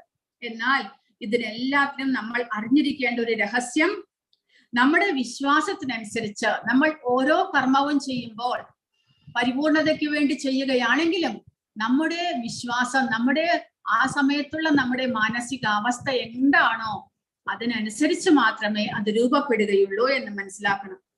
ഒരാളുടെ വിശ്വാസം അതീന്ദ്രിയ ജ്ഞാന അവസ്ഥയിൽ എത്തിച്ചേരുമ്പോൾ അയാൾ അത്രയും ജ്ഞാനം സിദ്ധിക്കാത്ത ദ്രവ്യയജ്ഞത്തിൽ മാത്രം തൽപരനായ ഒരാളെക്കാൾ ശ്രേഷ്ഠനാണ് എന്ന് മനസ്സിലാക്കാം. അപ്പോൾ രണ്ടുപേരുണ്ട് എന്ന് വിചാരിക്കുക. ഒരാൾ തന്റെ സമ്പത്തിനെ എല്ലാം തന്നെ ദാനം ചെയ്യുന്നു, മറ്റൊരാൾ ആധ്യാത്മിക ജ്ഞാനം കരസ്ഥമാക്കാൻ വേണ്ടിയിട്ട് പൂർണ്ണ പരിശ്രമം ചെയ്യുന്നു. അപ്പോൾ ആ ദ്രവ്യയജ്ഞം ചെയ്യുന്നവനേക്കാൾ ശ്രേഷ്ഠനാണ് ജ്ഞാനം ലഭിക്കാൻ വേണ്ടി പരിശ്രമിക്കുന്നയാൾ എന്ന് പറയുന്നു. കാരണം ആ ദ്രവ്യയജ്ഞം ചെയ്യുന്നയാൾ ചിലപ്പോൾ അടിപതറി വീഴേക്കാം, കാരണം ഭൗതികയുടെ ആസക്തിയിൽ ചിലപ്പോൾ അയാൾ പെട്ടുപോയേക്കാം. എന്നാൽ ജ്ഞാനം നേടാനായിട്ട് പരിശ്രമിക്കുന്ന ഒരാൾ ഒരിക്കലും അങ്ങനെ അധപതനം ഉണ്ടാകുകയില്ല എന്നാണ് ഭഗവാൻ ഇവിടെ പറയുന്നത്. ജ്ഞാനം നേടാത്തവന്റെ യജ്ഞങ്ങൾ ഭൗതിക തലത്തിൽ തന്നെയാണ്. അപ്പോൾ തന്റെ സമ്പത്ത് ദാനം ചെയ്യുന്നുണ്ടെങ്കിലും അതിന്റെ പുറകിൽ നിഷ്കാമനായിട്ട് ചെയ്യണം എന്നുള്ള അറിവ് ഇല്ലാത്തവനാണെങ്കിൽ സമ്പത്തെല്ലാം ദാനം ചെയ്താലും അയാൾ ഈ കർമ്മബന്ധനത്തിൽ തന്നെയാണ് ഉണ്ടാവുക. എന്നാൽ ജ്ഞാനം സമ്പാദിക്കുന്ന ഒരു വ്യക്തി എങ്ങനെ ത്രിഗുണങ്ങളെ മറികടക്കണം എന്നുള്ള അറിവുള്ള വ്യക്തിയാണ്. അതുകൊണ്ട് അയാളുടെ ജ്ഞാനമാണ് ശ്രേഷ്ഠമായിട്ടുള്ളത് എന്നാണ് ഭഗവാൻ പറയുന്നത്. അങ്ങനെയുള്ള ജ്ഞാനം സമ്പാദിക്കാനായിട്ട് നമ്മൾ ഇനി എന്താണ് ചെയ്യേണ്ടത്? 34 മുതൽ 42 വരെയുള്ള ശ്ലോകങ്ങൾ ആദ്യമായിട്ട് എങ്ങനെ ജ്ഞാനം സമ്പാദിക്കാം, ആരിൽ നിന്ന് സമ്പാദിക്കാം, ആരെ നമ്മൾ സമീപിക്കണം ജ്ഞാനം സമ്പാദിക്കാനായിട്ട്. രണ്ടാമതായിട്ട് ഈ ജ്ഞാനം അതീന്ദ്രിയമായിട്ടുള്ള അറിവ് നേടുക വഴി അതിന്റെ ഫലം എന്താണ്, നമ്മിൽ എന്താണ് മാറ്റങ്ങൾ ഉണ്ടാകുന്നത്. മൂന്നാമതായിട്ട് ആർക്കെല്ലാം ഈ ജ്ഞാനത്തെ കരസ്ഥമാക്കാനായിട്ട് സാധിക്കും, അതിനെന്തെങ്കിലും യോഗ്യതയുണ്ടോ, യോഗ്യത എന്താണ്, അതാണ് മൂന്നാമത്തേത്. നാലാമത്തേതായിട്ട് അങ്ങനെ ജ്ഞാനം സിദ്ധിച്ചയാളുടെ സിംറ്റംസ്, അയാളിൽ കാണുന്ന ലക്ഷണങ്ങൾ എന്തൊക്കെ. അഞ്ചാമതായിട്ട് എങ്ങനെ ഈ ജ്ഞാനം വർക്ക് ചെയ്യുന്നു, ഈ ജ്ഞാനം സമ്പാദിച്ചു കഴിഞ്ഞാൽ നമുക്ക് ഈ ജ്ഞാനം ലഭിച്ചു കഴിഞ്ഞാൽ അത് നമ്മുടെ ശരീരത്തിൽ, നമ്മുടെ അവബോധത്തിൽ എങ്ങനെ വർക്ക് ചെയ്യുന്നു. ആറാമതായിട്ട് ഇതിന്റെ എല്ലാം പരിണിത ഫലം എന്താണ്. അപ്പോൾ ആദ്യമായിട്ട് ഭഗവാൻ പറയുന്നത് ആരിൽ നിന്ന് ഈ ജ്ഞാനം കരസ്ഥമാക്കണം. തദ്വിദ്ധി പ്രണിപാതേന പരിപ്രശ്നേന സേവയാ ഉപദേക്ഷ്യന്തി തേ ജ്ഞാനം ജ്ഞാനിനസ്തത്വദർശിനഃ. ഒരു ആധ്യാത്മിക ഗുരുവിനെ സമീപിച്ച് സത്യത്തെക്കുറിച്ച് അറിയാൻ ശ്രമിക്കണം, അദ്ദേഹത്തെ സേവിക്കുക, അദ്ദേഹത്തിൽ നിന്ന് വിനയപൂർവം ചോദിച്ചറിയുക. ആത്മസാക്ഷാത്കാരം ലഭിച്ച ഒരാൾ സത്യം കണ്ടറിഞ്ഞിരിക്കുകയാൽ അദ്ദേഹത്തിന് ജ്ഞാനോപദേശം ചെയ്യാനുള്ള കഴിവുണ്ട്. അപ്പോൾ ഒരു ഗുരുവിനെ നമ്മൾ സമീപിക്കണം ജ്ഞാനം സമ്പാദിക്കാൻ എന്നാണ് ഭഗവാൻ പറയുന്നത്. ഗുരുവില്ലാതെ ഒന്നും തന്നെ മുന്നോട്ട് പോകില്ല. കാരണം എക്സാമ്പിൾ ആയിട്ട് നമ്മൾ ഇവിടെയും ഭൗതിക പ്രപഞ്ചത്തിലും എന്തെങ്കിലും വിശിഷ്ടമായിട്ടുള്ള അറിവ് നേടാൻ വേണ്ടിയിട്ട് നമ്മൾ സ്കൂളിൽ പോകുന്നു, കോളേജുകളിൽ പോകുന്നു. ഒരു ഡോക്ടർ ആകണമെങ്കിൽ നമ്മൾ ആ മെഡിക്കൽ കോളേജിൽ ചേർന്ന് പഠിച്ച് പരീക്ഷ പാസ്സായാൽ മാത്രമേ നമുക്ക് ഡോക്ടറായിട്ട് പ്രാക്ടീസ് ചെയ്യാൻ സാധിക്കുകയുള്ളൂ. അല്ലാതെ ഒരിക്കലും സാധ്യമല്ല. അതെല്ലാ ഫീൽഡിലും അതേപോലെയാണ്, ഈ ഭൗതിക പ്രപഞ്ചത്തിൽ കൂടെ. അങ്ങനെയുള്ളപ്പോൾ ആധ്യാത്മികമായിട്ടുള്ള ജ്ഞാനം നമുക്ക് എങ്ങനെ സ്വന്തമായിട്ട് കരസ്ഥമാക്കാൻ സാധിക്കും? കാരണം നമ്മൾ ഭൗതിക തലത്തിലാണ്, നമ്മുടെ ഇന്ദ്രിയങ്ങളെല്ലാം തന്നെ ഭൗതികമാണ്. അങ്ങനെയുള്ള ഒരാൾക്ക് എങ്ങനെ ആധ്യാത്മിക ജ്ഞാനം സ്വന്തമായിട്ട് കരസ്ഥമാക്കാൻ സാധിക്കും? ഒരിക്കലും സാധ്യമല്ല. അതുകൊണ്ട് ഭഗവാൻ പറയുന്നു, ഈ തത്വജ്ഞാനത്തെ മനസ്സിലാക്കിയ ഒരാൾ, ഭഗവാന്റെ ഒരു വിശുദ്ധ ഭക്തൻ, അദ്ദേഹത്തിന് ഭഗവാനെ കുറിച്ചുള്ള പൂർണ്ണ അറിവുണ്ടായിരിക്കും. അങ്ങനെയുള്ള ഒരു ആത്മീയ ഗുരുവിനെ സ്വയം നമ്മൾ കണ്ടുപിടിച്ചുകൊണ്ട് അദ്ദേഹത്തെ സേവിച്ചുകൊണ്ട് വിനയപൂർവം ചോദിച്ച് മനസ്സിലാക്കണം. അദ്ദേഹത്തിന്റെ സേവനത്തിലൂടെ അദ്ദേഹത്തെ ഒരിക്കലും ധിക്കാരത്തോടു കൂടിയല്ല, വിനയത്തോടെ നമ്മൾ ചോദിച്ച് മനസ്സിലാക്കണം. ആ ആധ്യാത്മിക ഗുരുവിനെ നമ്മൾ സ്വയം സേവകനാകുക, അദ്ദേഹത്തെ സേവിക്കുക, അദ്ദേഹത്തിനോട് ചോദിച്ച് അദ്ദേഹത്തിന്റെ നിർദ്ദേശപ്രകാരം നമ്മൾ പ്രവർത്തിക്കുക. അങ്ങനെ സ്വയം ജ്ഞാനം ലഭിച്ച ഒരു വ്യക്തി ആയതുകൊണ്ട്, പരിപൂർണനായതുകൊണ്ട് അദ്ദേഹത്തിന് നമ്മളെ ആ ജ്ഞാനത്തിന്റെ വഴിയിലൂടെ ഉയർത്താനായിട്ട് സാധിക്കും എന്നാണ് ഭഗവാൻ പറയുന്നത്. അപ്പോൾ തീർച്ചയായിട്ടും ആധ്യാത്മിക ജ്ഞാനം കരസ്ഥമാക്കാൻ നമ്മൾ അതുപോലെ ആധ്യാത്മിക ജ്ഞാനം കരസ്ഥമാക്കിയ ഒരു ഗുരുവിൽ നിന്ന് മാത്രമേ അത് സാധിക്കുകയുള്ളൂ എന്നാണ് നമ്മൾ മനസ്സിലാക്കേണ്ടത്. ആത്മസാക്ഷാത്കാരത്തിന്റെ മാർഗം പ്രയാസമുള്ളതാണ്. അതുകൊണ്ട് ഭഗവാൻ തന്നിൽ നിന്ന് ആരംഭിച്ച ശിഷ്യ പരമ്പരയിൽപ്പെട്ട വിശ്വാസ്യനായ ഒരു ആധ്യാത്മിക ഗുരുവിനെ സമീപിക്കാനായിട്ട് ഉപദേശിക്കുന്നു.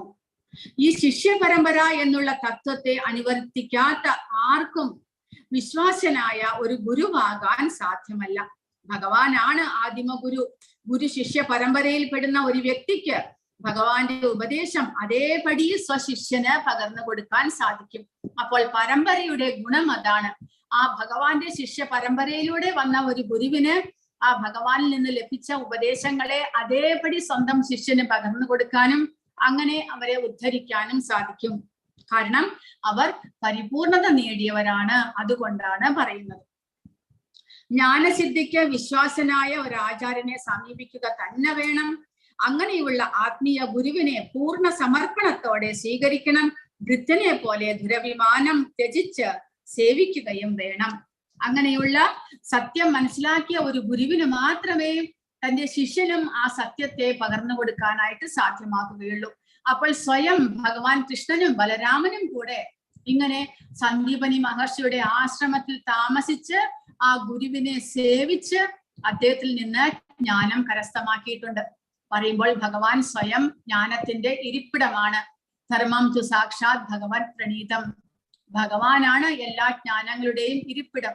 എങ്കിലും അദ്ദേഹം നമുക്ക് മാതൃകയാകുവാൻ വേണ്ടിയിട്ട് ഒരു ഗുരുവിനെ സ്വീകരിച്ച് അദ്ദേഹത്തിൽ നിന്ന് എല്ലാം കരസ്ഥമാക്കുന്നു.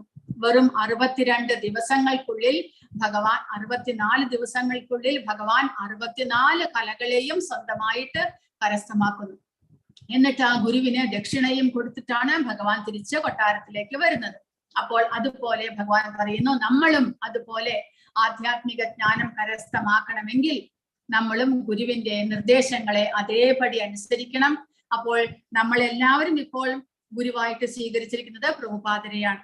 ആ പ്രഭുപാദർ നമുക്ക് ഉപദേശം തന്നിരിക്കുന്നു. 16 മാലയാണെങ്കിലും മിനിമം ഹരേ കൃഷ്ണ മഹാമന്ത്രം ചൊല്ലണം. അതിന് ആദ്യത്തെ പടിയാണ് ഒരു മാലയിൽ നിന്ന് തുടങ്ങുക. മിനിമം ഒരു മാല 108 തവണ ഹരേ കൃഷ്ണ മഹാമന്ത്രം ജപിക്കുക. ഭഗവത്ഗീതയും ഭാഗവതവും നമ്മൾ കേട്ട് മനസ്സിലാക്കണം. എന്നിട്ട് സ്വയം പഠിച്ച് മനസ്സിലാക്കണം. അതെല്ലാം നമ്മൾ പിന്നെ ഭഗവാനെ നിവേദിക്കണം. നിവേദിച്ച ഭക്ഷണങ്ങൾ നിവേദിച്ച് പ്രസാദമായിട്ട് അത് സ്വീകരിക്കുക. ഇതാണ് പ്രഭുപാദ പ്രാഥമികമായിട്ട് നമ്മളോട് ചെയ്യാൻ പറഞ്ഞിട്ടുള്ളത്. മിനിമം അത്രയാണെങ്കിലും നമ്മൾ ചെയ്യുകയാണെങ്കിൽ തീർച്ചയായിട്ടും ആ പാപകർമ്മങ്ങളെ ഇല്ലാതാക്കി നമുക്ക് ആധ്യാത്മിക ജ്ഞാനം കരസ്ഥമാക്കാനായിട്ട് സാധിക്കുന്നു. ഇനി അടുത്ത സെക്ഷൻ പറയുന്നത്, അങ്ങനെ ജ്ഞാനം കരസ്ഥമാക്കി കഴിഞ്ഞാൽ എന്താണ് അതിന്റെ ഫലം? നമ്മിൽ എന്താണ് മാറ്റങ്ങൾ ഉണ്ടാകുന്നത്? അതിന്റെ ഫലം എന്താണ്? ആർക്കെല്ലാം ഈ ജ്ഞാനം കരസ്ഥമാക്കാം? ഇതെല്ലാമാണ് ഇനി അടുത്ത 3-4 ശ്ലോകങ്ങളിലൂടെ ഭഗവാൻ പറയുന്നത്. ആത്മസാക്ഷാത്കാരം ലഭിച്ച ഒരു വ്യക്തിയിൽ നിന്ന് യഥാർത്ഥ ജ്ഞാനം ഗ്രഹിച്ചു കഴിഞ്ഞാൽ നീ ഒരിക്കലും മായയ്ക്ക് അധീനനാവുകയില്ല. സർവജീവികളും പരമപുരുഷന്റെ അംശങ്ങളാണെന്നും അവ എന്റേതാണ് എന്നും നിനക്ക് സ്പഷ്ടമാകും.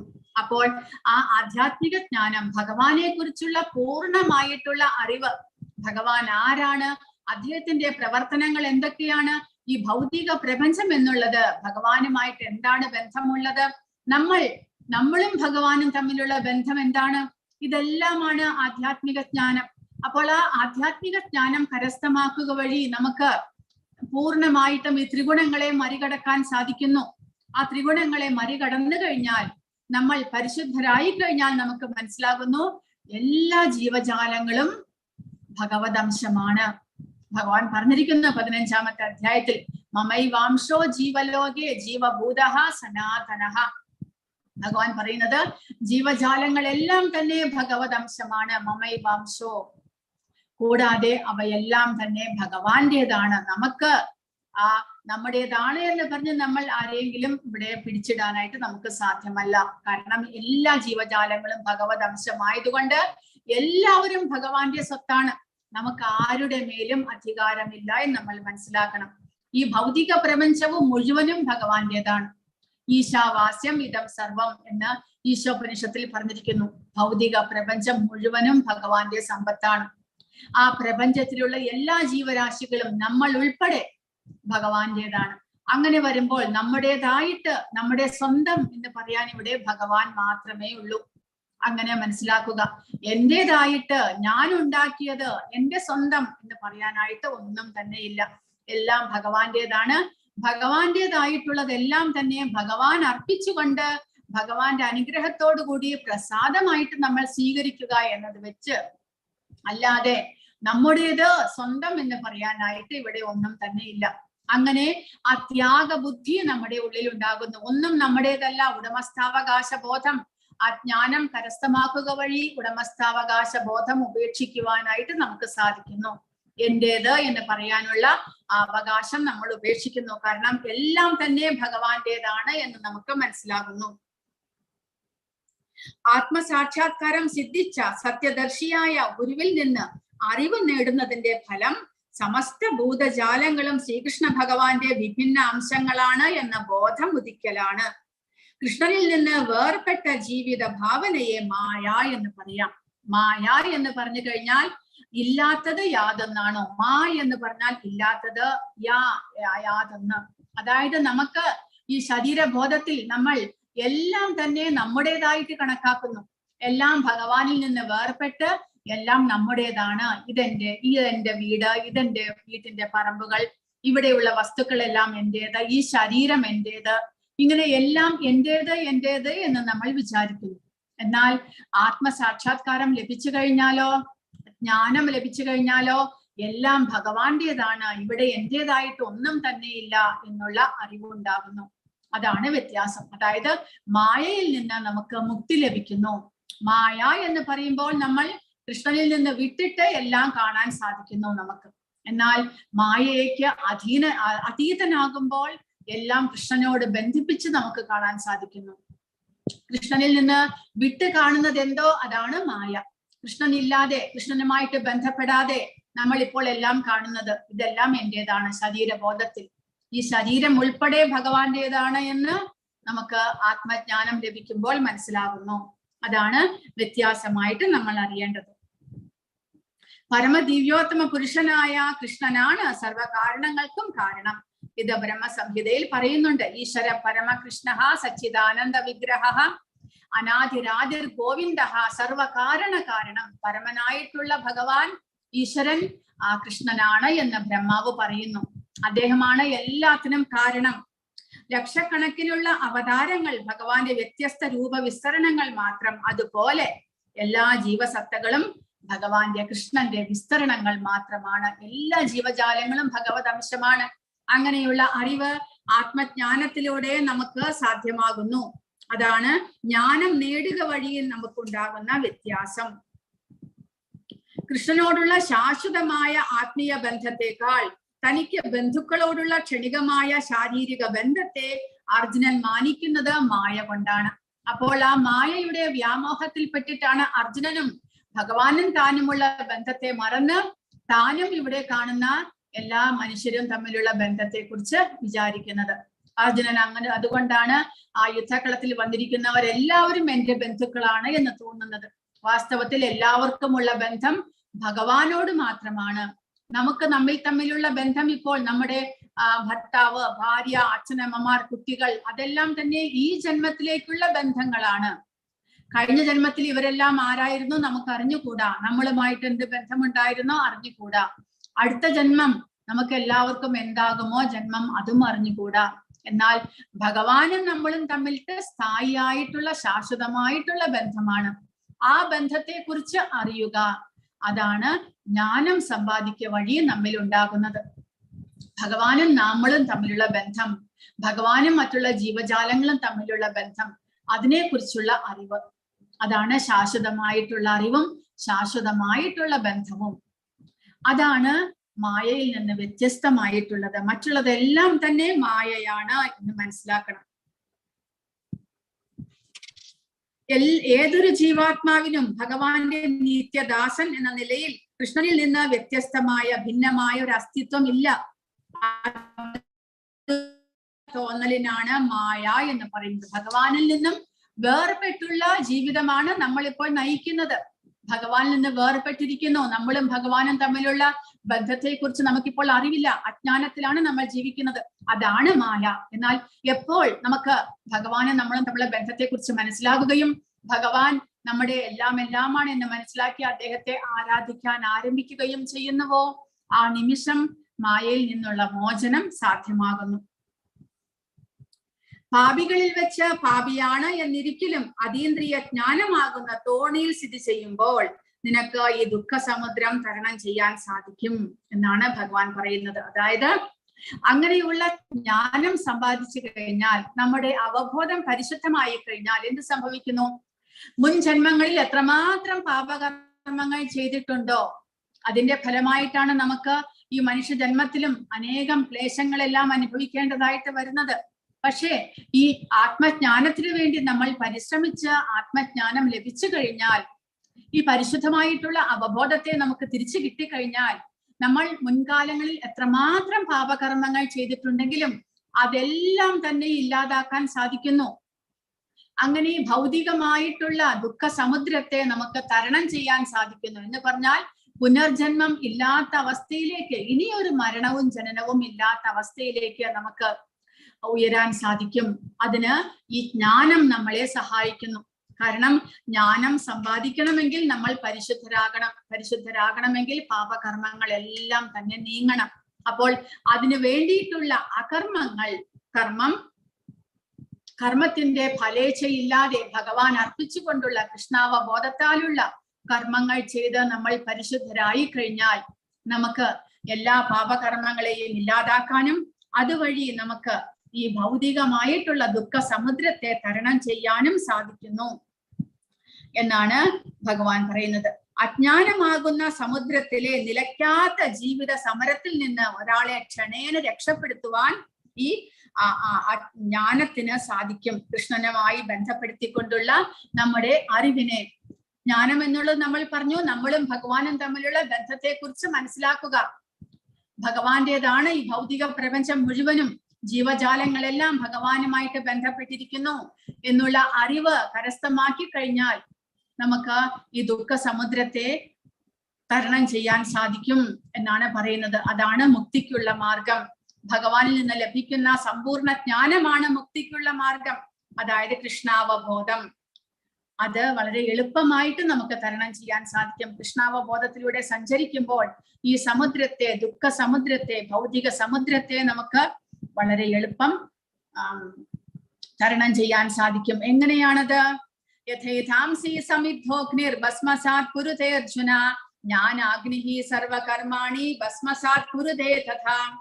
കത്തുന്ന തീ വിറകിനെ എന്ന പോലെ ജ്ഞാനമാകുന്ന അഗ്നി സർവകർമ്മഫലങ്ങളെയും ഭസ്മമാക്കുന്നു.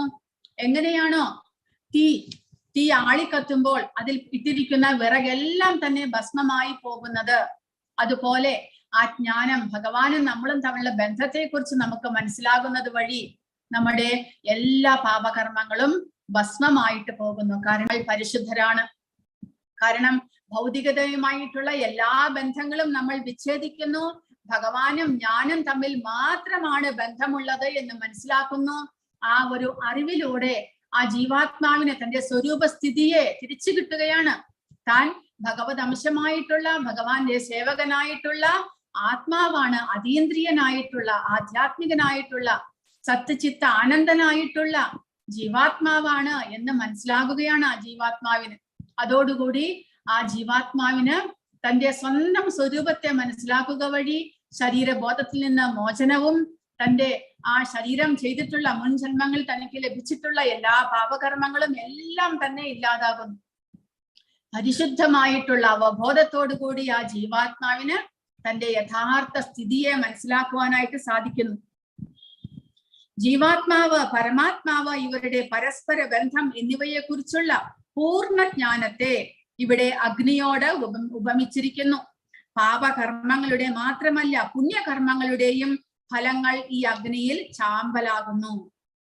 കർമ്മത്തിന്റെ പ്രതിപ്രവർത്തനങ്ങൾക്ക് പല അവസ്ഥകളുണ്ട്. അങ്കുരാവസ്ഥ, ഫലോദയാവസ്ഥ, നേടിക്കഴിഞ്ഞ അവസ്ഥ, വരാനിരിക്കുന്ന അവസ്ഥ.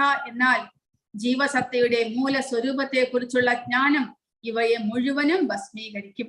അപ്പോൾ കർമ്മഫലം എന്നുള്ളത് നമുക്ക് ഒറ്റയടിക്ക് നമ്മൾ ഇന്ന് കർമ്മം ചെയ്തു നാളെ അതിന്റെ ഫലം ലഭിക്കുന്നു, അങ്ങനെയല്ല. കർമ്മഫലം എന്നുള്ളത് ക്രമേണ നമ്മളെ ബാധിക്കുന്ന ഒരു അവസ്ഥയാണ്. പടിപടിയായിട്ടാണ് അത് നമ്മളെ ബാധിക്കുന്നത്. അതായത് ഏതോ ഒരു ജന്മത്തിൽ നമ്മൾ ചെയ്തിട്ടുള്ള കർമ്മത്തിന്റെ ഫലമായിട്ടാണ് നമുക്ക് ഇപ്പോൾ ഇങ്ങനെ ഒരു അവസ്ഥ ലഭിച്ചിട്ടുള്ളത്. അതായത് ഒരു വൃക്ഷത്തിൽ ഒരു മാങ്ങ, നമുക്ക് ഒരു നല്ല ഒരു മാങ്ങയുടെ അണ്ടി ലഭിച്ചു എന്ന് വിചാരിക്കുക. നമ്മൾ ആ അണ്ടിയെ വിത്തിനെ നമ്മൾ കുഴിച്ചിടുന്നു. കുഴിച്ചിട്ട് ദിവസവും വെള്ളമൊഴിച്ച് നമ്മൾ അതിനെ വലുതാക്കുന്നു. അതിനാദ്യം മുള പൊട്ടും. മുള പൊട്ടിയിട്ട് ചെറുതായിട്ടൊരു ചെറിയ തൈ വരും. പിന്നീട് അതിനെ ദിവസവും നനച്ചുകൊണ്ടിരുന്നാൽ അത് ക്രമേണ വലുതായി കുറെ വർഷങ്ങൾക്ക് ശേഷം അതൊരു വലിയ വൃക്ഷമായിട്ട് മാറുന്നു. പിന്നീട് ക്രമേണ അതിന് പൂക്കൾ ഉണ്ടാകുന്നു. ആ പൂക്കൾ കായ്കളായിട്ട് മാറുന്നു. ആ കായ പഴുത്തു കഴിഞ്ഞാൽ, മാങ്ങ പഴുത്തു കഴിഞ്ഞാലാണ് നമ്മൾ ഉപയോഗിക്കുക. അതാണ് ഫലാവസ്ഥ എന്ന് പറയുന്നത്. അതായത് ബീജം എപ്പോൾ നമ്മൾ വിത്ത് കുഴിച്ചിടുന്നോ അതുപോലെ പാപമായാലും പുണ്യകർമ്മമായാലും നമ്മുടെ ഉള്ളിൽ ആ കർമ്മം ചെയ്യാനുള്ള ആഗ്രഹം വരില്ലേ, ആ ആഗ്രഹത്തിനെയാണ് ഈ ബീജാവാപത്തോട്, ഒരു വിത്ത് കുഴിച്ചിടുന്ന അവസ്ഥയോട് നമ്മൾ ഉപമിക്കുന്നത്. അതിനെ അങ്കുരാവസ്ഥ എന്ന് പറയുന്നു. അതായത് കർമ്മം ചെയ്യാനുള്ള ആഗ്രഹം നമ്മുടെ മനസ്സിലുണ്ടാകുന്നു, ആദ്യത്തെ സ്റ്റെപ്പ്. രണ്ടാമതായിട്ട് നമ്മൾ കർമ്മം ചെയ്യുന്നു, അതാണ് ആ വിത്ത് മുളയ്ക്കുന്നു എന്നർത്ഥം. വിത്ത് മുളച്ചു. പിന്നീടോ വിത്ത് മുളച്ച് ഉടനടി അത് വൃക്ഷമായിട്ട് മാറുന്നില്ല. ക്രമേണ കുറെ വർഷങ്ങൾക്ക് ശേഷമാണ് വൃക്ഷമാകുന്നത്. അതുപോലെ നമ്മൾ പാപമായാലും പുണ്യകർമ്മമായാലും നമ്മൾ അത് ചെയ്തു കഴിഞ്ഞാൽ എന്ത് സംഭവിക്കുന്നു? പിന്നീട് അതിന്റെ ഫലം നമ്മളെ കാത്തിരിക്കുകയാണ്. കാരണം ഇപ്പോൾ നമ്മൾ അനേക കോടി വർഷങ്ങളായിട്ടാണ്, ജന്മങ്ങളായിട്ട് നമ്മൾ ഇങ്ങനെ ഓരോ ജന്മമായിട്ട് ജനിച്ചുകൊണ്ടേയിരിക്കുകയാണ്. അതുകൊണ്ട് ഓരോ ജന്മത്തിലും ഓരോ നിമിഷവും നമ്മൾ ചെയ്തിട്ടുള്ള കർമ്മങ്ങളുടെ ഫലങ്ങൾ അതിന്റെ ഡ്യൂറേഷൻ അനുസരിച്ച് നമുക്ക് അനുഭവിക്കാനുണ്ട്. ഇപ്പോൾ നമുക്കൊരു അസുഖം വന്നു കഴിഞ്ഞാൽ, ചിലപ്പോൾ ഒരു തലവേദന വന്നു കഴിഞ്ഞാൽ ചിലപ്പോൾ ഒരു ഗുളിക കഴിച്ച വഴി മാറും. ചിലപ്പോൾ ഒരു പനി വന്നു കഴിഞ്ഞാൽ, വളരെ വൈറൽ ഫീവർ ഒക്കെ ആണെങ്കിൽ 4 ദിവസം 5 ദിവസം എല്ലാം എടുക്കും പോകാനായിട്ട്. ഒരു ചിക്കൻ ബോക്സ് വന്നു കഴിഞ്ഞാൽ ചിലപ്പോൾ ഒരാഴ്ച 2 ആഴ്ച എല്ലാം പിടിക്കും. അതുപോലെ ഒരു ആക്സിഡന്റ് വന്നു കഴിഞ്ഞാൽ ചിലപ്പോൾ 1 മാസം 2 മാസം ഒക്കെ പിടിക്കും നമുക്കത് ശരിയായിട്ട് വരാനായിട്ട്. അതുപോലെ ക്യാൻസർ പോലെയുള്ള വലിയ രോഗങ്ങളാണെങ്കിലോ കുറെ അധികം വർഷങ്ങൾ എടുക്കും മാറാനായിട്ട്. ചിലപ്പോൾ മാറിയില്ല എന്നും വരും. അതുപോലെ നമ്മൾ ചെയ്ത ഓരോ നിമിഷവും ചെയ്യുന്ന ഓരോ കർമ്മങ്ങൾക്കും അതിന്റെ ഫലം, ഡ്യൂറേഷൻ വ്യത്യാസമുണ്ട്. ചിലവ കുറച്ച് നിമിഷങ്ങളായിരിക്കും, ചിലത് കുറച്ച് മണിക്കൂറുകളായിരിക്കും, ചിലത് കുറച്ച് ദിവസങ്ങളായിരിക്കും, ചിലത് കുറച്ച് മാസങ്ങൾ, വർഷങ്ങൾ, ചിലത് ജന്മങ്ങൾ എടുക്കും മാറാനായിട്ട്. അതെല്ലാം അനുഭവിച്ചു തീർക്കാൻ കർമ്മം, പാപകർമ്മമായാലും പുണ്യകർമ്മമായാലും അതിന്റെ ഫലം അനുഭവിച്ചു തീർക്കാൻ ചിലപ്പോൾ അങ്ങനെ വ്യത്യാസങ്ങളുടെ സമയ വ്യത്യാസമുണ്ട്. അതുകൊണ്ടാണ് പറയുന്നത്, ഒരു വിത്ത് നട്ട് അത് മുളച്ചു വന്നു കഴിഞ്ഞാൽ അതൊരു വൃക്ഷമായി അതിന്റെ ഫലം നമ്മൾ അനുഭവിക്കാനായിട്ട് എത്രമാത്രം കാലതാമസമുണ്ട്. അതുപോലെ നമ്മളിപ്പോൾ ചെയ്ത കർമ്മത്തിന് 4 തലങ്ങളുണ്ട് എന്ന് പറയുന്നു. അതാണ് ഒന്ന് ബീജാവാപം, രണ്ടാമത് അങ്കുരാവസ്ഥ, മൂന്നാമതായിട്ട് ഫലോദയാവസ്ഥ, ഫലം ഉണ്ടാകാൻ പോകുന്നു, അതിന്റെ ഫലം എപ്പോൾ വേണമെങ്കിലും നമുക്ക് ലഭിക്കാം എന്നുള്ള ഒരവസ്ഥ. നാലാമതായിട്ട് നമ്മൾ ആ ഫലം അനുഭവിക്കുക. അതാണ് നമ്മൾ പറയുന്നത്. ചിലത് നമ്മൾ ഫലം അനുഭവിക്കുന്നതായിരിക്കും. അതാണ് ചിലപ്പോൾ പെട്ടെന്ന് ഒരാൾക്ക്, വളരെ ദരിദ്രനായിട്ടുള്ള ഒരാൾക്ക് ചിലപ്പോൾ ലോട്ടറി അടിക്കുന്നു, ചിലപ്പോൾ വളരെ ധനികനായിരിക്കുന്ന ഒരാൾ ചിലപ്പോൾ ബാങ്ക്രപ്റ്റ് ആകുന്നു. ഇതെല്ലാം സംഭവിക്കുന്നത് എന്തുകൊണ്ടാണ്? അയാളുടെ ദശ, നമ്മൾ പറയുന്ന അയാളുടെ ദശ മാറി. അതായത് ഇപ്പോൾ കഷ്ടകാലമാണ്. കാരണം അയാളുടെ പുതിയ കർമ്മഫലമാണ് അയാളെ ഇപ്പോൾ ബാധിച്ചിരിക്കുന്നത് എന്ന് നമ്മൾ മനസ്സിലാക്കണം. അതെല്ലാം തന്നെ അറിവാണ്. അപ്പോൾ ഏതെല്ലാം ജന്മങ്ങളിൽ എത്രയെല്ലാം കർമ്മഫലങ്ങൾ നമ്മൾ ഉണ്ടാക്കി വെച്ചിട്ടുണ്ടോ അതെല്ലാം തന്നെ, ഏതെല്ലാം നിലകളിലാണോ അതുള്ളത്, അതെല്ലാം തന്നെ ഇല്ലാതാക്കാൻ, ഭസ്മമാക്കി തീർക്കാൻ ഈ ജ്ഞാനത്തിന് സാധിക്കുന്നു. അതായത് ഭഗവാന്റെ സേവനത്തിന് സാധിക്കുന്നു. ഭഗവാനും നമ്മളും തമ്മിലുള്ള ബന്ധത്തെക്കുറിച്ച് നമ്മൾ മനസ്സിലാക്കി കഴിഞ്ഞാൽ അതിന് നമ്മുടെ ഈ കർമ്മഫലങ്ങളെ എല്ലാം തന്നെ, ഏതെല്ലാം അവസ്ഥകളിൽ കർമ്മഫലങ്ങളുണ്ടോ അതിനെ എല്ലാത്തിനെയും ഇല്ലാതാക്കാനായിട്ട് ഈ ജ്ഞാനത്തിന് സാധിക്കുന്നു. ജീവസത്തയുടെ മൂല സ്വരൂപത്തെ കുറിച്ചുള്ള ജ്ഞാനം ഇവയെ മുഴുവനും ഭസ്മീകരിക്കും. ഒരാൾ പൂർണ്ണ ജ്ഞാനാവസ്ഥയിൽ എത്തുമ്പോൾ കഴിഞ്ഞതും കഴിയാനിരിക്കുന്നതുമായിട്ടുള്ള എല്ലാ കർമ്മഫലങ്ങളും നശിച്ചുകൊള്ളും. അതായത് പ്രാരാബ്ധ ഫലം എന്ന് പറയുന്നതാണ് നമ്മൾ ഇപ്പോൾ അനുഭവിച്ചു കൊണ്ടിരിക്കുന്ന, മുൻ ജന്മങ്ങളിൽ ചെയ്ത കർമ്മത്തിന്റെ ഫലം നമ്മൾ ഇപ്പോൾ അനുഭവിക്കുകയാണ്. അതിന് പ്രാരാബ്ധ ഫലം എന്ന് പറയുന്നു. ഇനി അപ്രാരാബ്ധ ഫലമുണ്ട്. അതായത് ഇനി വരാനിരിക്കുന്ന, നമ്മളെ കാത്തിരിക്കുന്ന കർമ്മഫലങ്ങളുണ്ട്. എപ്പോൾ വേണമെങ്കിലും അത് നമ്മളെ ബാധിക്കാം. അതിന് അപ്രാരാബ്ധ ഫലം എന്ന് പറയുന്നു. അപ്പോൾ പ്രാരാബ്ധമായാലും അപ്രാരാബ്ധമായാലും എല്ലാത്തിനെയും ഇല്ലാതാക്കാനായിട്ട്, നശിപ്പിക്കുവാനായിട്ട് ഈ ജ്ഞാനത്തിന്, ഭഗവാനും നമ്മളും തമ്മിലുള്ള ബന്ധത്തെക്കുറിച്ച് നമ്മൾ മനസ്സിലാക്കി കഴിഞ്ഞാൽ അതിന് സാധിക്കും എന്നാണ് ഭഗവാൻ ഇവിടെ പറയുന്നത്. നഹി ജ്ഞാനേന സദൃശം പവിത്രമിഹ വിദ്യതേ തത് സ്വയം യോഗ സംസിദ്ധഃ കാലേന ആത്മനി വിന്ദതി. ഈ ലോകത്തിൽ അതീന്ദ്രിയ ജ്ഞാനം പോലെ പരിശുദ്ധവും ശ്രേഷ്ഠവുമായി ഒന്നുമില്ല. ആ ജ്ഞാനം ആധ്യാത്മിക ദർശനത്തിന്റെ പരിപക്വ ഫലമാണ്. ഭക്തിയോഗ പരിശീലനത്തിൽ പ്രാവീണ്യം നേടിയ ഒരാൾക്ക് കാലക്രമേണ ഈ ജ്ഞാനം സ്വയം ആസ്വദിക്കാൻ സാധിക്കും. അപ്പോൾ ആർക്കാണ് ഈ ജ്ഞാനം കരസ്ഥമാക്കാൻ സാധിക്കുക? ഭക്തിയോഗം പരിശീലിക്കണം, ഭഗവാനെ സേവിക്കണം, ഭഗവാൻ എന്റെ നാഥനാണ് എന്ന് മനസ്സിലാക്കിക്കൊണ്ട് ഭഗവാനെ ആരാധിക്കണം, കൃഷ്ണാവബോധത്തിലേക്ക് ഉയരണം.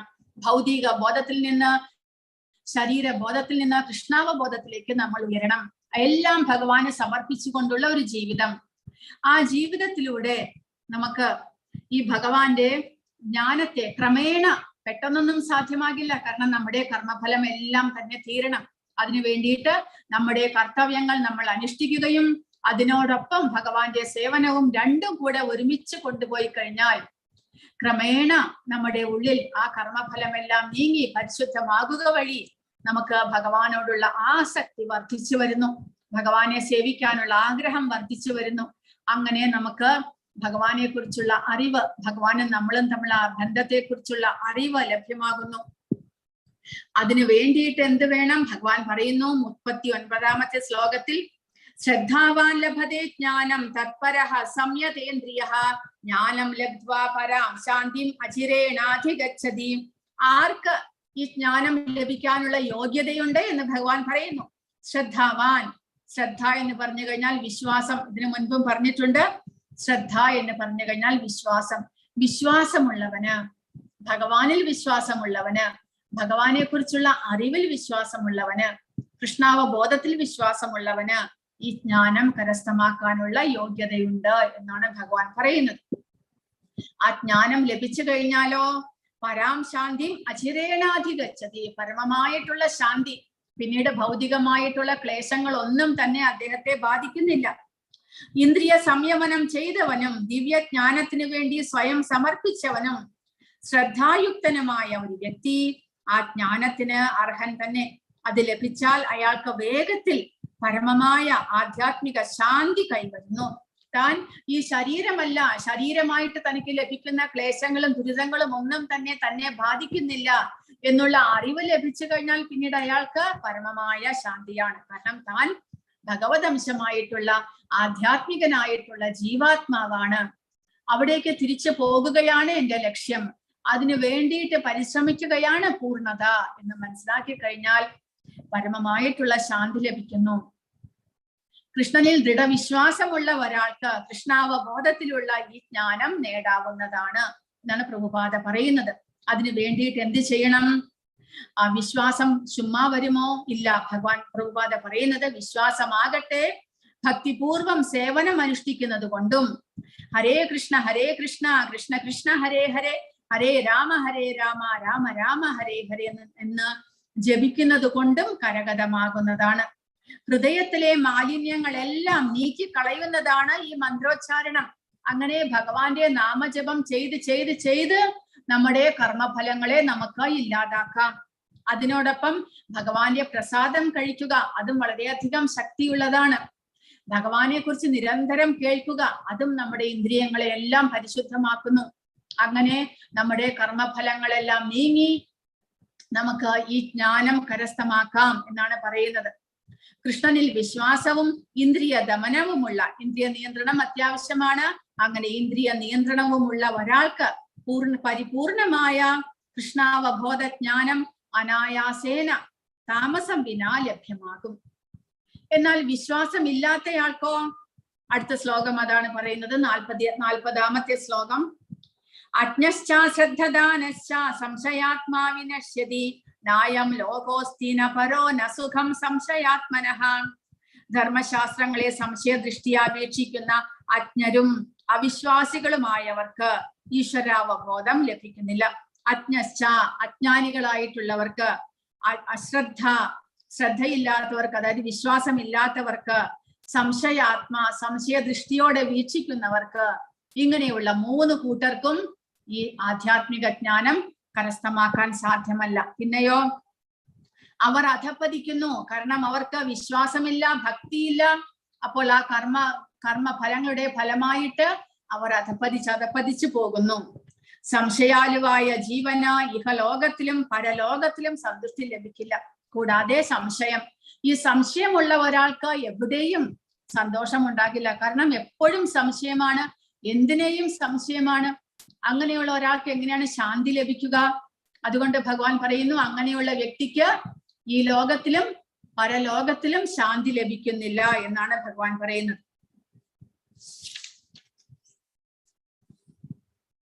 ഈശ്വരനിലോ അവിടുത്തെ വചനങ്ങളിലോ വിശ്വസിക്കാത്തവർ ഈ ലോകത്തിൽ ഒരു നന്മയും കണ്ടെത്താറില്ല. പരലോകത്തിലും അങ്ങനെ തന്നെ. അവർക്ക് ഒരിക്കലും സുഖവും ശാന്തിയും ലഭിക്കുന്നില്ല എന്നാണ് പറയുന്നത്. അതുകൊണ്ട് എല്ലാവരും ശാസ്ത്ര നിർദ്ദേശങ്ങളെ അനുസരിച്ചുള്ള ജീവിതം നയിക്കണം. ശാസ്ത്ര പ്രമാണങ്ങൾ എങ്ങനെ പറഞ്ഞിരിക്കുന്നുവോ അതുപോലെ വിശ്വാസത്തോടു കൂടി നമ്മൾ ജീവിക്കേണ്ടതാണ്. എസ്പെഷ്യലി ഭഗവത്ഗീതയിലൂടെ ഭഗവാൻ പറയുന്ന ഉപദേശങ്ങളെ അനുസരിച്ച് നമ്മൾ ജീവിക്കുക. യോഗ സന്യസ്ത കർമാണം ജ്ഞാന സഞ്ചിന്ന സംശയം ആത്മവന്തം ന കർമാണി നിബധ്നന്തി ധനഞ്ജയ. തന്റെ കർമ്മഫലങ്ങൾ ത്യജിച്ച് ഭക്തിയുത സേവനത്തിൽ ഏർപ്പെടുന്നവൻ